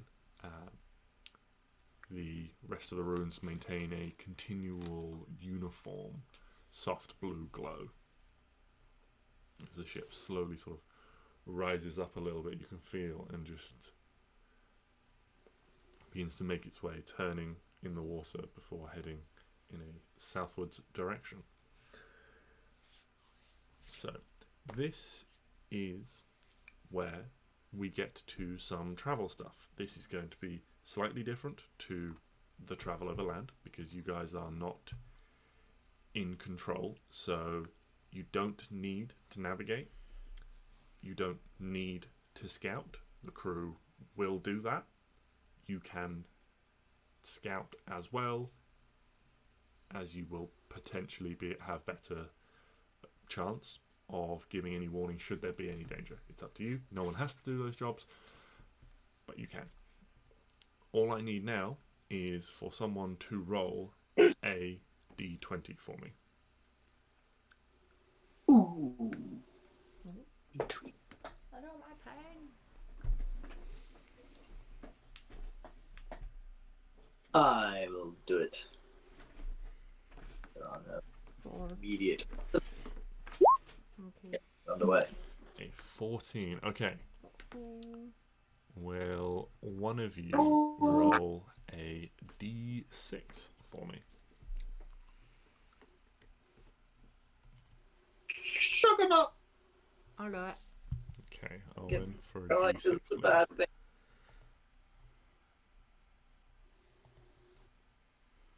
A 4. Whew. Okay.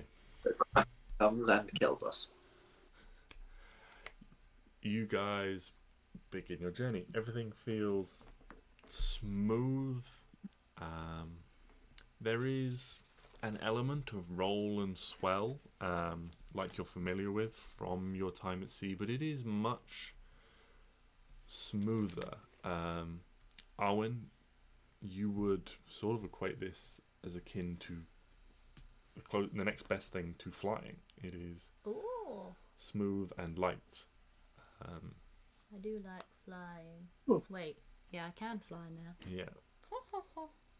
What exciting. Who remembers when I couldn't fly? The old Arwen.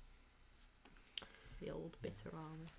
Hugo sort of heads up to the front of the ship at one point, and puts his claws up on the railing at the front and sort of flares his wings out. Oh my god, I go behind. Hold him. Seems to just be enjoying the sensation. Yeah, it is eerily quiet as well. Aside from the sort of hum that seems to permeate through the ship, and the occasional rattle where objects and things that are not secured will just clunk with the vibrations of the ship. It is smooth and quiet, and the only sounds are the mental shouts of the Mind Flayer crew and the physical shouts of those that are not Mind Flayers and part of the crew. You can see that Merla, the sort of dryad elemental centaur, has floated up into the crow's nest and seems to be taking a position of watch. From there, the crew are moving around, generally not at a huge rush or panic. Things are pretty calm for the first few hours. But then the weather changes. The mist begins to blow across the ship rapidly. The crew start moving more in earnest. The shouts becoming slightly more frantic, and you feel the ship begins to shudder and list slightly as a large wind threatens to drag it off course. You can see the Captain Mixel is putting a lot of effort in. There's a lot of physical strain as he struggles to maintain course with this, holding onto this wheel. And you can see now there is an element of pitch and yaw to it. The wheel is not, like on a ship, is not fixed to a single rudder chain in place. The wheel is on a stiff wooden post that has deflection and movement in it, so it can bend and rotate. There seems to be some sort of mounting that allows it to lean left to right and forwards and backwards.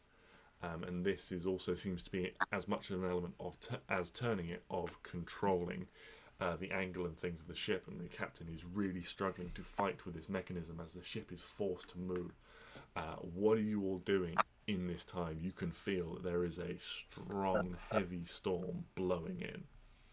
If the captain is struggling with like the wheel and stuff, I think Stix, being a fairly strong dude, will want to run up and try and help. Yeah, just trying to help, like, hold the wheel. Not like, to not like be in the way. He doesn't really know how to do anything else, but the captain is struggling with turning this thing, and that seems like an easy enough job. Okay. Yeah. Make a strength check for me. Oh no, I'll give myself guidance as I run up. Because I love to cheese it.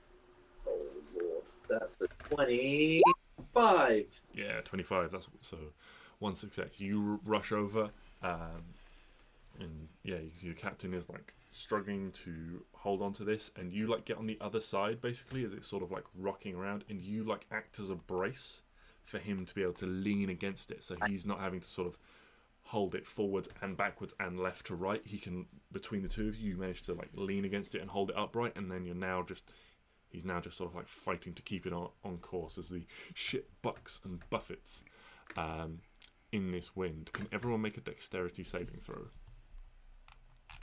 Oh shit. That includes Hugo. My baby. Oh. I have a question. Yes. So I said Piper was going down to the rooms to do some magic-y doodahs. Those magic-y doodahs included creating a tent of sorts. Okay. Does Piper need to make the check if he's inside his thing? If he's using the higher version of that, then no. If he's not on deck, then no. Question. Only people Fantastic. on deck need to make the check. Yes. With He has no. because he doesn't have like saving throws. Does he just use his normal dex? Yes. How does saving throws differ on ours? You have proficiency, so they get your proficiency bonus. Does he have proficiency in saving throws? No, he doesn't have proficiency. I will double check whether a Use sidekick gets proficiency in any saving throws. I think sidekicks get like a proficiency in a single saving throw that you choose, or something like that. But He's that's about got it. proficiency in skills, but he doesn't Yes. have. Yeah, he's got proficiency in some skills, but let me double check whether or not. Where are you, sidekick? 142.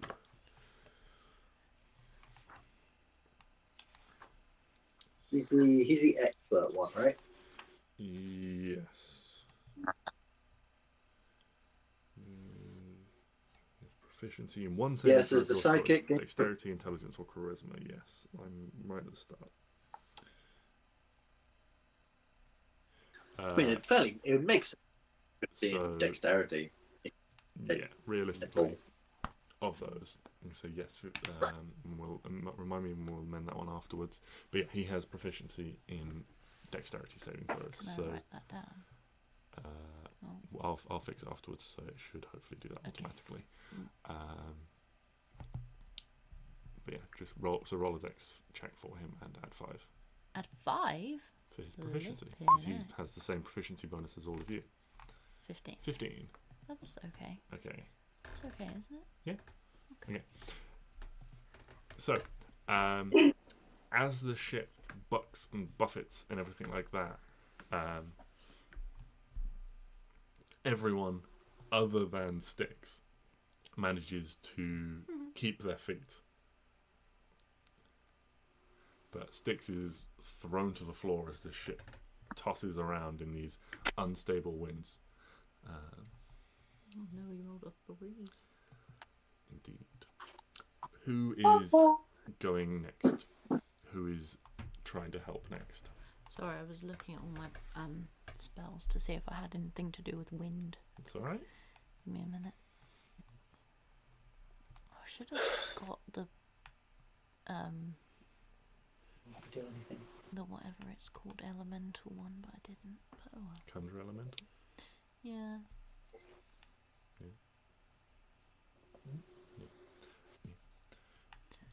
Okay. We are entering a type of skill challenge here, so the rules around what spells can do relax when we enter skill challenges like this. If you've got creative ways to use things. What exactly was it that we need to like do? So for the it? ship is currently in a dangerous storm Yeah. by these powerful elemental winds of the ethereal plane. Okay. Your goal in this is to help. So the captain was struggling, so Stix was able to help him, maintain some of the course.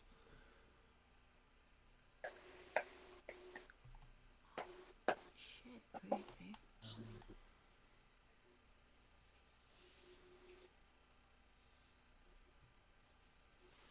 As you're on deck, the crew is rushing around trying to do things. You can see they are trying, and some of them they are trying to draw back some of the sails to potentially slow the ship down and lessen some of the wind on it. They are pulling on ropes, tying off ropes, things like that. Can I just help with ropes or something? I mean, I think I'll just be in the way. I don't think I can do anything.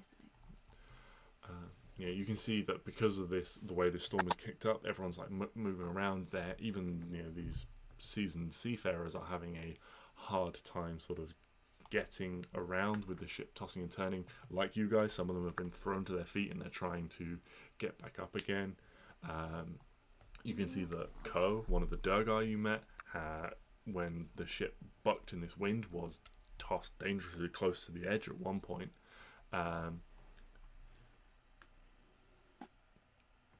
What are you guys doing?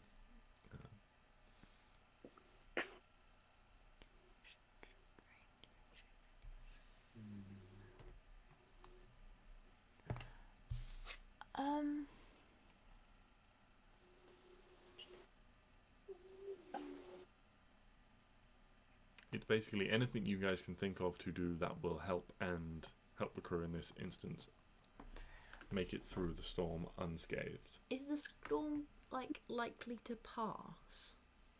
You would guess that, like in the real world, storms can rage for some time. This came on slowly over the course of an hour or so, until it built up into this dangerous. So if we stayed in one place for a while, it would be bad. Most likely, yeah. Fuck, I can't do anything. Or can you help the crew in any way? Have you got any spells to buff the crew, buff anyone around you? Yeah. If you just want to say, I try and help the crew with what they're trying to do, people are like pulling on ropes and you want to go over and try and aid as they're trying to like pull sails in, things like that. Yeah, that's all I can do. I don't have anything else. If that's all you think you can do. I mean, unless you can see something that I can't. It's up to you. I mean, you've got polymorph, you've got your wild shape, you can try and use those in creative ways.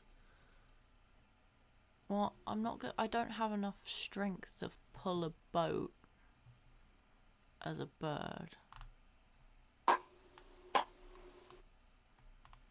So I'm just gonna help them. Okay, you're just gonna take the help action. Yeah. Okay. Just roll a straight d20 roll then.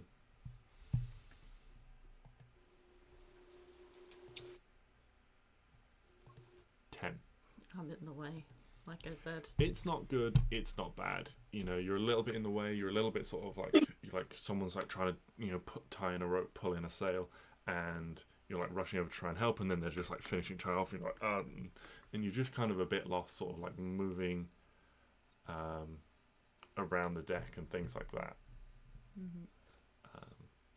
Can everyone make another dexterity save, please? Oh Lord.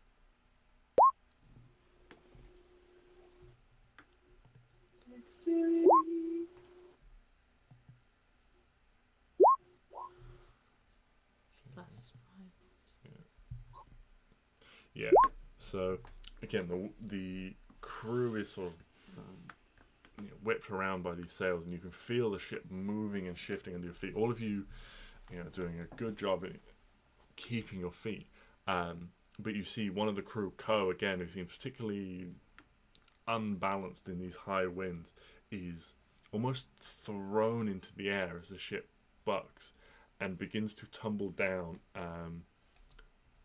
seeming and lands sort of on one of the sails, one of the sail arms, as it's being pulled in, and is left basically dangling with their arms wrapped around one of the masts where the sail's been pulled in. What's everyone doing? Can anyone do anything? Or is it, or if me and Stix lost an action? Anyone can do anything. I will start with Klari if there's anything you want to do, as you haven't taken an action yet.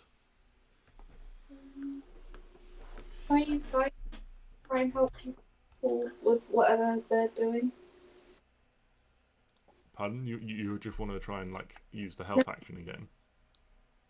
Can I use guidance? Guidance? Yeah, help you them? can. Make a check with make a spellcasting check with proficiency. Mine's wisdom. Yes, for your cleric stuff. It's just wisdom. Yeah, plus 5. So wisdom check plus 5. Oh, No. ouch. Right. So you're rushing around trying to cast this spell on as many sort of people as possible to try and help them all one at a time. But although you're very quick, 2 people, your dexterity and your your agility helping you get across the deck, it's your inexperience with casting this spell, having only recently learned it, that causes you, when you get to people, to slow down. And people, seeing that you're trying to help them, was pause waiting for you, and then it just takes you a little bit too long in these rough weathers to get it off quickly. And when people are just sort of almost slowing down to accept your help. Meanwhile, Ko is still desperately holding on. I want Hugo to help him. Okay, what's Hugo going to do? He's gonna walk across the little the log bit. He's gonna kind of grab him by the back of the shirt. Yeah. And kind of help, so that he can kind of shuffle along without feeling too much of the weight of himself. So they're kind of working together. Okay. Hugo's not picking him up because he can't. Yeah. But Okay, make an acrobatics check first for Hugo, and then a strength check. acrobatics. Yeah, so this is how well Hugo can walk across in these rough weathers and high seas. Dexterity? He's got proficiency in acrobatics. Does he? Yep, first one. Plus 7? Fucking hell. Good boy. Ooh. You should be able to click on. Can you just click on acrobatics? Oh there shit. you go. I didn't know I could. So Oh shit. 13. That's really So bad. Hugo is struggling to maintain their balance. These high winds, you can see his wings are almost getting picked up a little bit, and he's having to focus a lot on trying to keep his wings down to stop them catching and pulling him off the deck. The person he's helping gets 1d6 bonus to their roll Okay. as well. Yeah. Okay. If he gets. He's using his inspiring help feature. Yeah. Okay. Yeah. So they'll still get that bonus. They just won't get advantage from Hugo. Oh, is it either or? No, it could have been both, but his acrobatics check wasn't high enough. Do I still do a strength?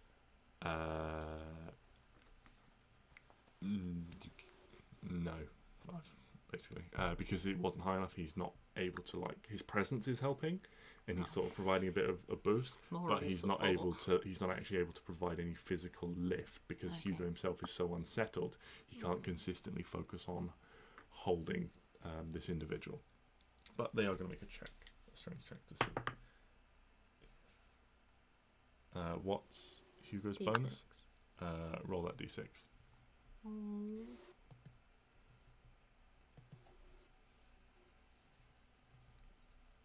He falls. He's not allowed to fall. So you can see Hugo's got his. You can fly, can't he? He's got this figure, like, No, you know, he's the got other like the guy, scruff I of the mean. neck clamped in Hugo's teeth. Oh, But yeah, and he's trying to, like, with Hugo's help, shimmy, but Hugo's unsettled by the wind, and he slips. Who slips? Hugo slips. Slips. That Hugo's got a grip on. I cast either Wrath of Nature or Guardian of Nature, one of those, and give some vines to get them. Okay. I don't know. I don't know. I haven't read it properly. I haven't had The point you can see time. within range. The spirit causes trees, rocks, and grasses in a 60-foot cube centre that point to become animated. There are no trees, rocks, or grass in this point, unfortunately. Hold on. Hold on. if Stix can see this, and so this is up on one of the things, Yeah, can he?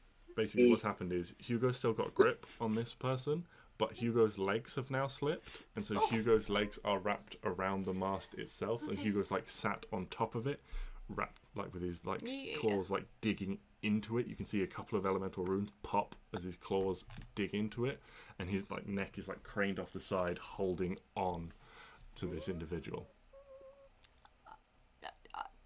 Oh, If Stix doesn't have anything, I have something, but oh fuck no! It needs to be within 10 feet of me. Shit. Never mind. You can make a dexterity check or an acrobatics check to walk within 10 feet. Walk out onto this mast. I could do, but that'd just be a bit of a problem. Let me see if I have it else. Ground protection of energy, dimension door. I could dimension door to him, or get the dimension door away. As a restoration, a misty step moves, beam healing word, raffle slides, people animals. how many, like, turns would I have in this situation? I would say Would I that's have? Oh, so Hugo's basically everyone's got another round.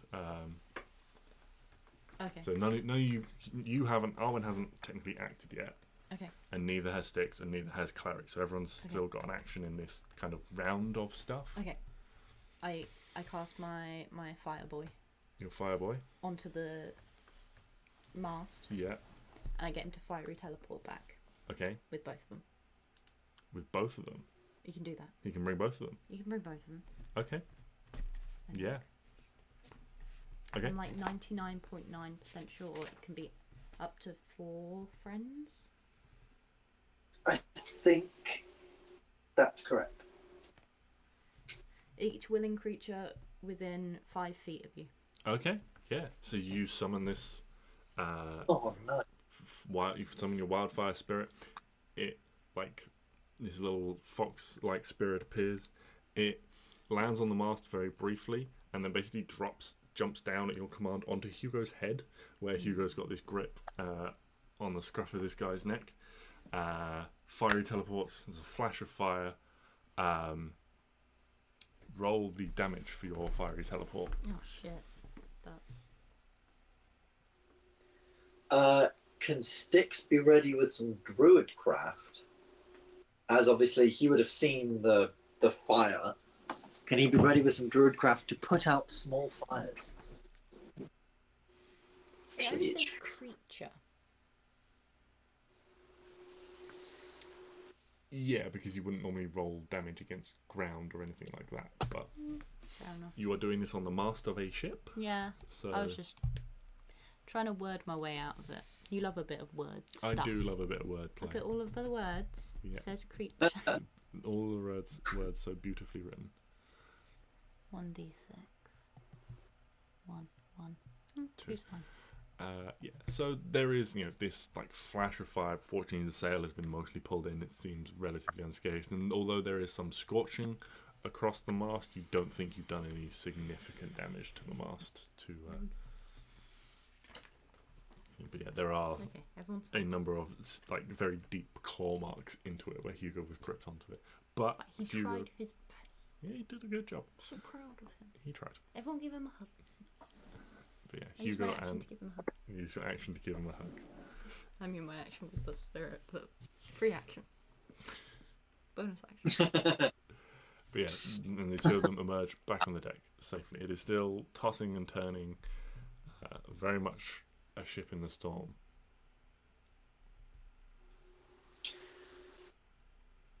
Wonderful. I think Stix would. So he's helped out the captain. Can he like get on to Elvis? And obviously Elvis is a griffin now. So has wings now. Yeah. So he's gonna fly up and just sort of try and fly in and around the masts and sort of pull ropes in and help in that department where he can, sort of be up there and help people up and around the masts and things like that where he can, as things are. Yeah, going so on. you will get one more like help action in this. So make a strength check for me to again pull on. Yes.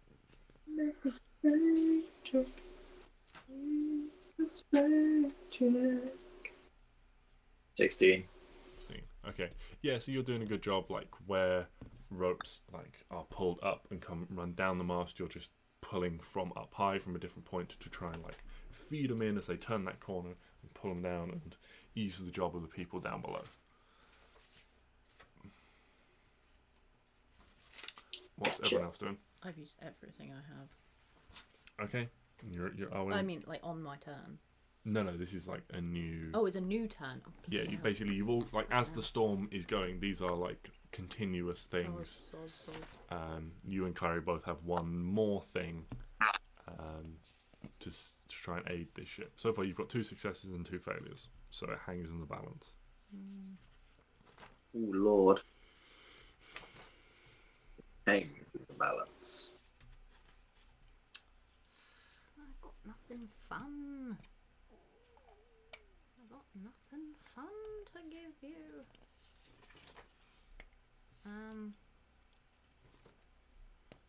Yeah, no, I've got nothing interesting. So can I just help?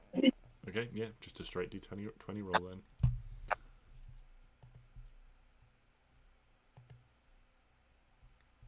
Unfortunately, same as before. Your help is somewhat helpful, somewhat hindrance. I'm crying over here. I mean, he's absolutely fine, but active and all that. Can Hugo do another help? Just like a normal help. Just a normal help. Does he go? He can help as well. I want to help. Okay. Can I click that, or is that not going to do anything? That's not gonna. That should just put Does the he description. do a D20? Yeah, just roll a D20 if he's taking just a basic help action. I think he gets something else. Maybe he doesn't. When Hugo uses helpful feature.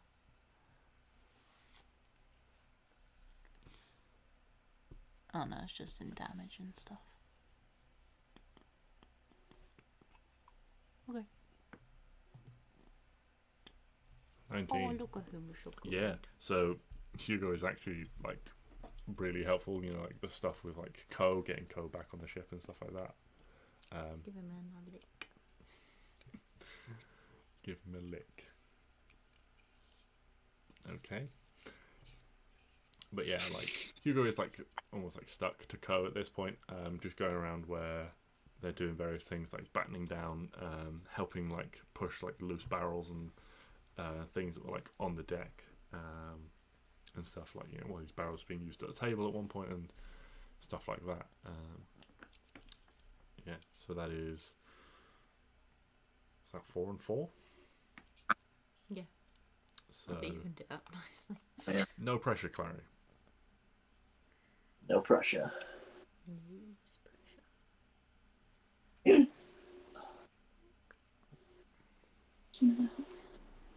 What happens if we fail? You'll find out. The ship sinks, we all die. Don't And say Piper things probably like dies as he's just chilling in his little. Can I do the same thing again, or does it have to be something different? You can try the same thing again. Yeah, try focusing Could your you magical will to try and guide as many people through the tasks as they're doing as possible with the aid of your divine powers. first, and you kick it, you kick it, you kick it, and you kick it. No, Plus 5 is a 16, Oh no, we haven't killed everyone. which is just enough. Thank God.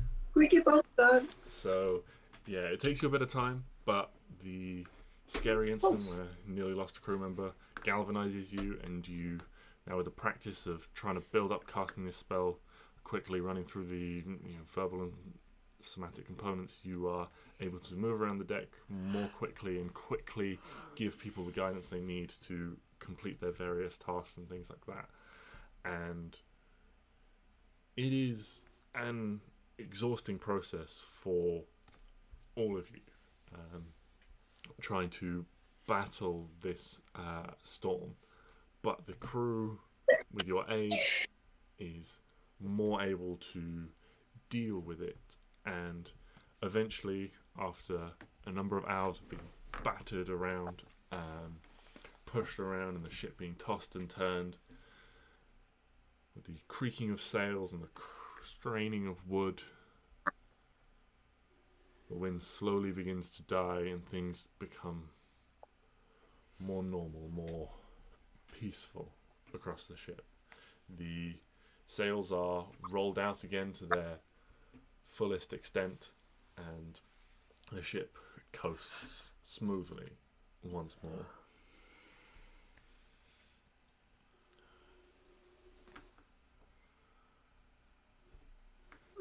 The captain leaves the wheel for a little bit and comes down and proffers you all a hand. It's like,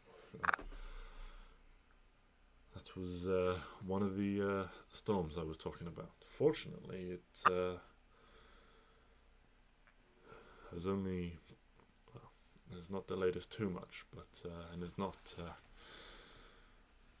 was not one of the coloured ones that has the potential to transport us or individuals somewhere else. But thank you for your help. We should be another hour or so as the light begins to fade, and then we'll find a safe harbour for you to drop you all in before we turn around.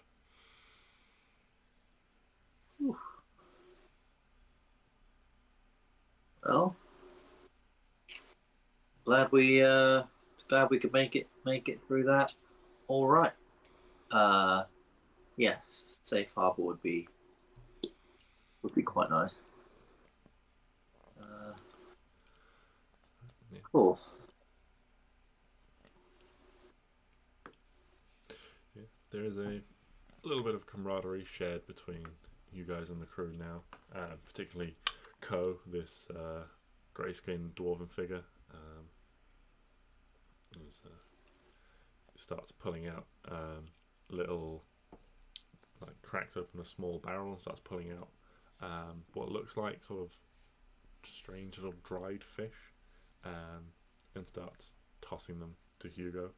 Hugo sort of catches one and then starts tossing them a little bit higher, a little bit higher, a little bit higher, Eventually Hugo misses one, and it just comes down and just splats him right on the nose. And there's this sort of like scaly thud, but it sort of like shakes himself and like scoops his fish up off the deck and just as he gulps it down. He's making friends.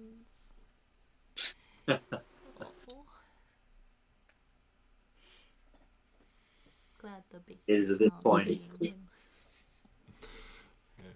Within I like to think it's this point that sort of comes out of the lower decks. Hey guys. Oh. What's been going on? Nothing. Oh. Huh. Okay. Well, I got magic stuff. Whenever you're all ready. How exciting. If you are we like they said they'd sail us a day. So I'm assuming we're gonna have to sleep on this at some point.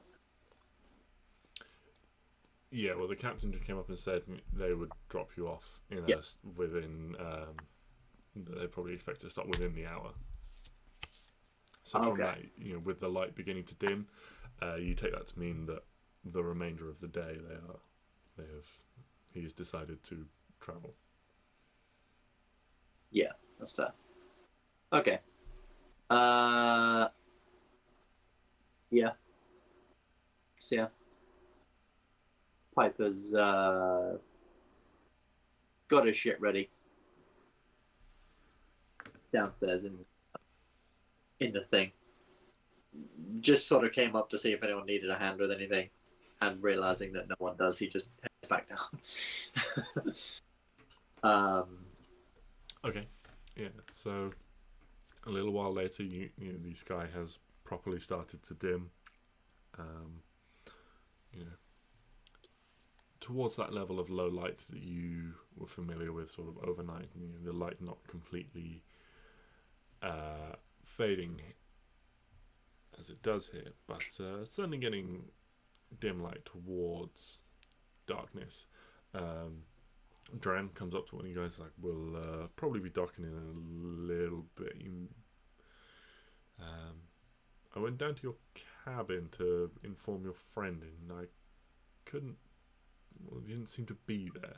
Don't know if he has a habit of disappearing, but if you've got a way of contacting him, you might want to tell him to get back here or what have you soon. Otherwise, he might be left behind.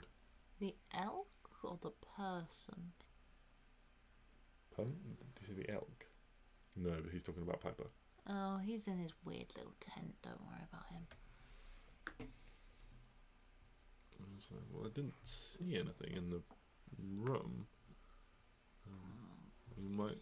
Don't worry about him. Well, if you say so, you might want to tell him to get up on deck fairly soon. I don't think the captain's going to want to hang around with the storm and stuff like that. Okay. Eesh. Alright. And yeah, no one else will Stix will go down and like, oi! Useless piece of shit, where the fuck are you?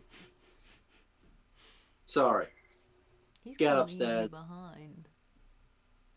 Yeah, we'll leave you behind if you don't come out here right now. I meant Piper's gonna leave you. Oh, Piper's gonna leave me. Yeah, when we all go back. No, you can't call him a piece of shit while we're here. Do that Yes, when we're home. yes, we can. He had to survive a storm, and he was just chilling in his room. Yeah, Bastard. that's true. So yeah, Yes. here's a question: would Piper have closed the door, or would he have left it slightly open? No, he's purposefully left it open in case people wanted to come in. But Okay. So yeah, so Stix, you head downstairs and you open the door to one of these cabins that you were sharing. What did you say? And he's naked. Doing that. Oh. you're not wrong. And yeah, you open the door and there is this faintly shimmering doorway in the center of the room.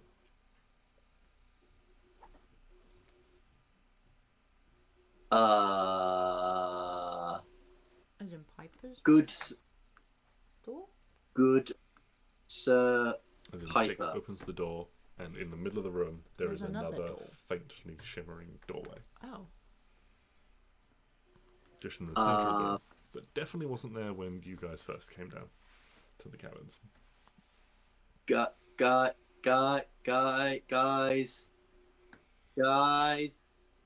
Hello.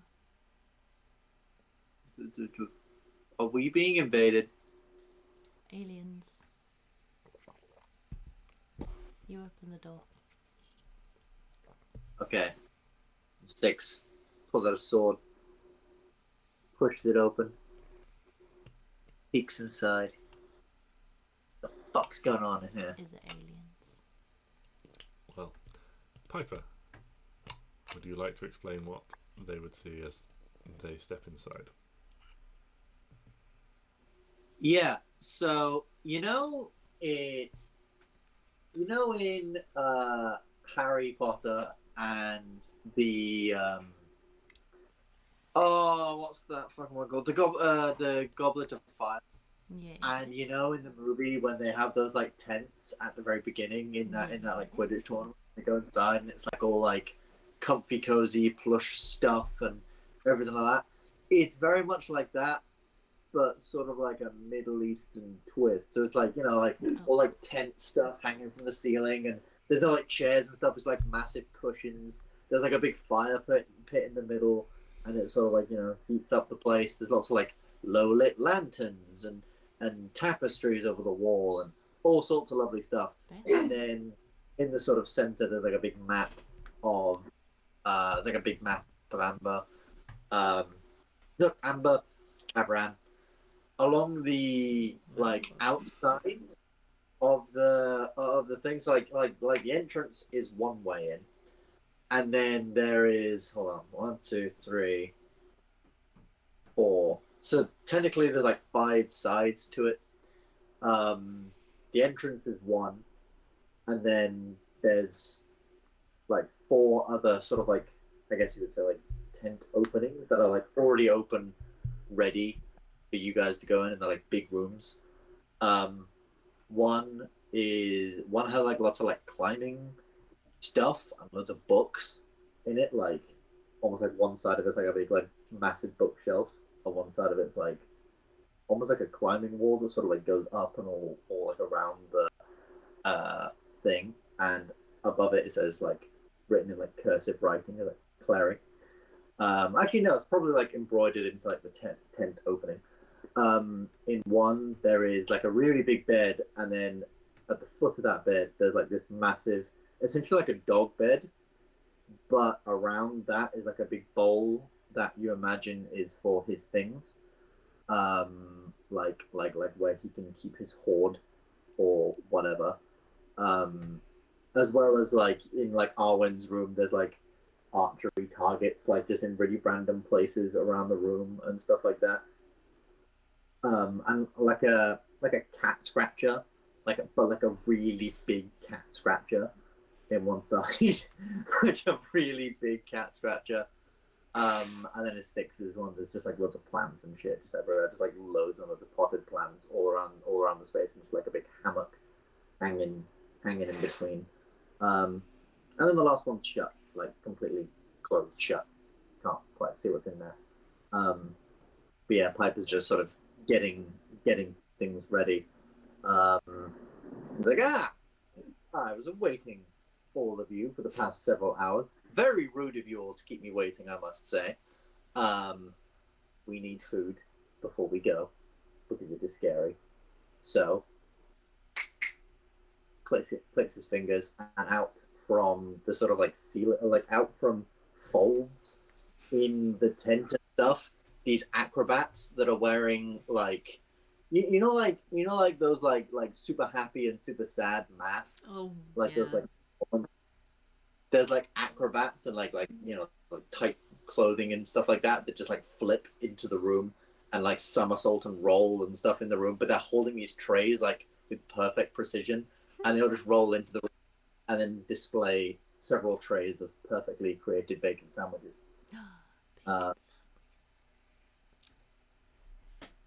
And we can all have a quick bacon sarnie before we go. And Piper says, "Welcome to Piper's." Oh fuck! I had a name for it earlier on. Place. Piper's Perfect Pavilion. Ooh. Is this My what it looks like every time? home away from. No. It can look like however the fuck I want, but I like the look of this space. But this isn't all. I'll show you. And he sort of goes and walks into like the wall and throws back like one of the things, and there's like a secret doorway, and it heads down into what essentially looks like a big top carnival bit, but there is like this extremely complex, I guess you would call it like an obstacle course or like agility course, but there's like archery targets and like things that just like are swinging stuff, like spinning things for us to all like practice stuff on. It's like And that there's scene like, from you know, like, Hercules. I was gonna say, do you remember? yeah, Was it Raven Yes. on CBBC? It's the way of the warrior. Yeah, yeah, that yeah, last very, like, thing. very much given off a lot of those sort of vibes. Yeah, lots and lots of that stuff, and yeah, and this is where you can do stuff. This is where we level up. This is where we level up.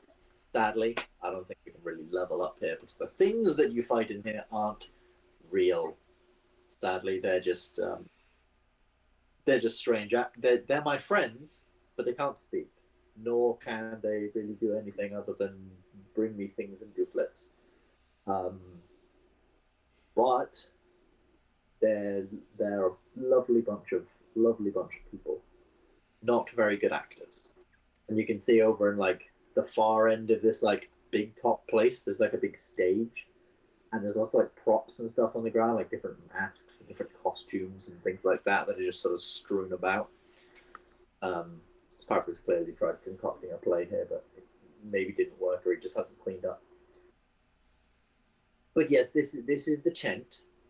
It can look how we want. If anyone doesn't like their room or has any additions they would like to add, they of course can. Thought we'd be staying on this boat a little longer, so I thought I'd conjure it. Tis rather comfortable. But we had better get going. Quick question: those props. Yes. If Yes. they leave the tent, they go away, don't they? Yes. Sadly, they do. And if I Hugo's got a cancel the lovely pirate hat. He's very attached. yeah. Yes, sadly, and we can't leave anything in here. So anything that's left in here, once the spell goes away, it will just sort of fall on the floor.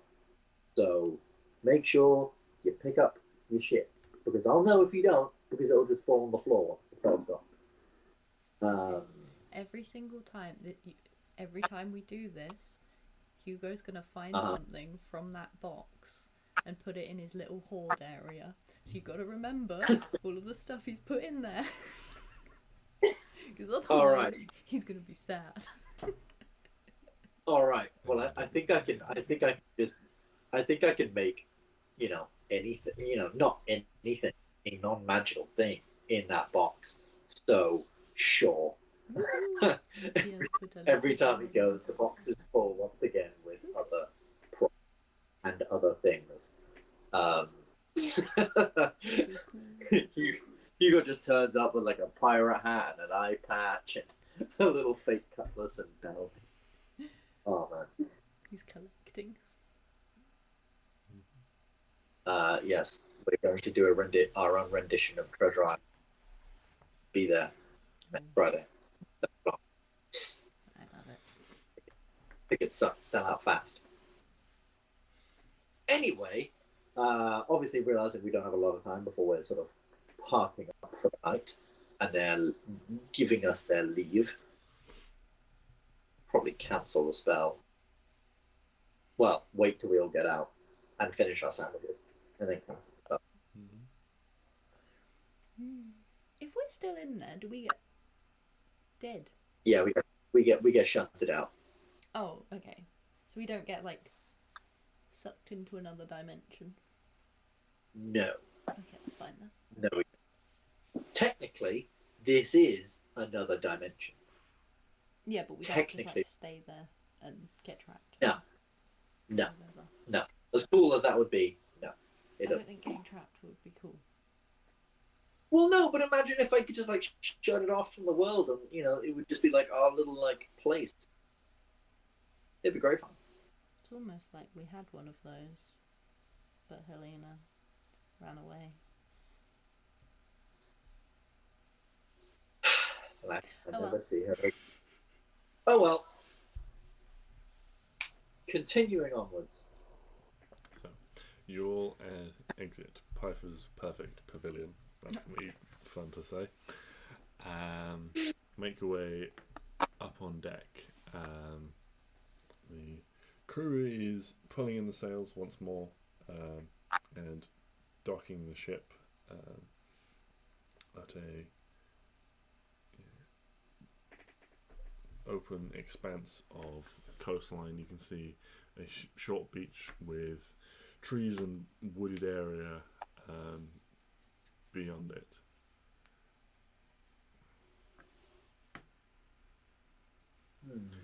Yeah. As the ship slowly draws to a close, the gangplank is laying down again. Captain Mixel comes up to you, offers you all a hand, says, "My thanks again for your help. I wish you luck on your journey. If you are successful, then we will owe you another huge favour. Everyone will. If you are successful and you have need of us again, then please feel free to contact the Firefly." We will. Thank you for your help. Do not worry. We will look for the light. We will look for the Firefly. Best of luck. The last joke in there for you.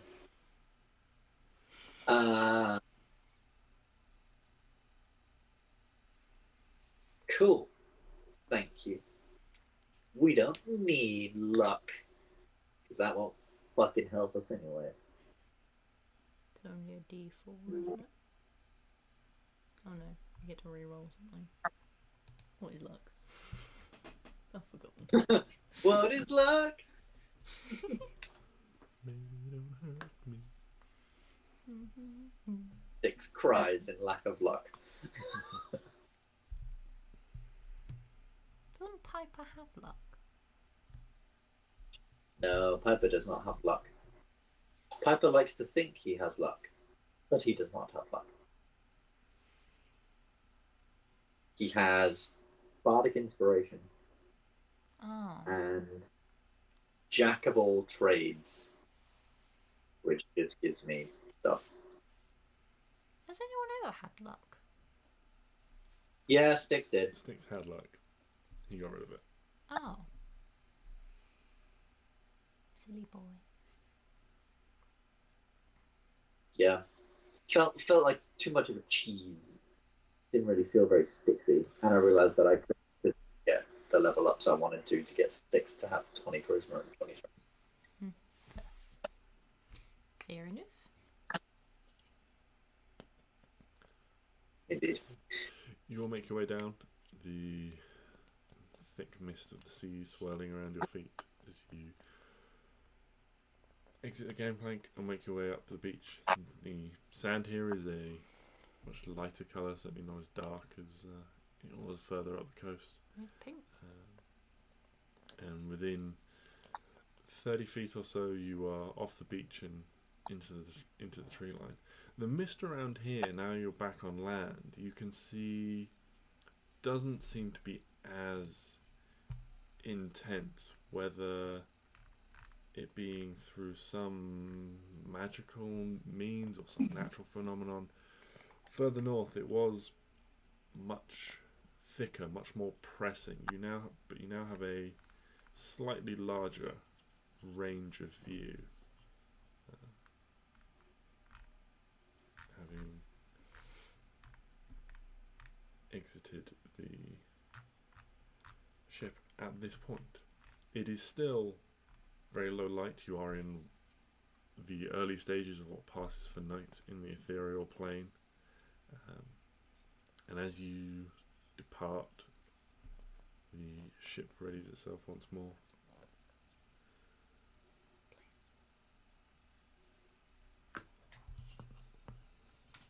Which way do you want? Players hand. Oh, shit's there. As you depart the ship once more, and head off into the land, the ship thrums to life again, the runes on the masts glowing, and it makes its way off back to the north, disappearing into the mists. And that feels like a good place to end the session on.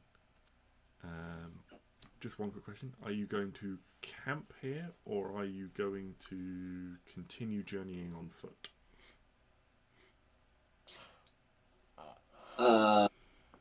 It's getting to night, and they recommended us find some shelter.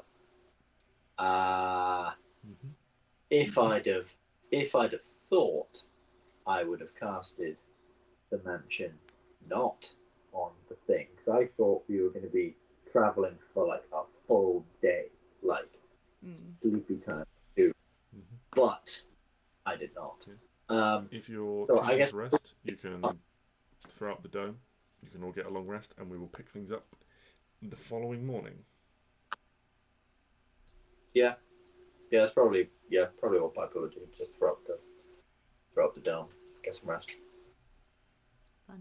Cool. Wait, long rest. Indeed.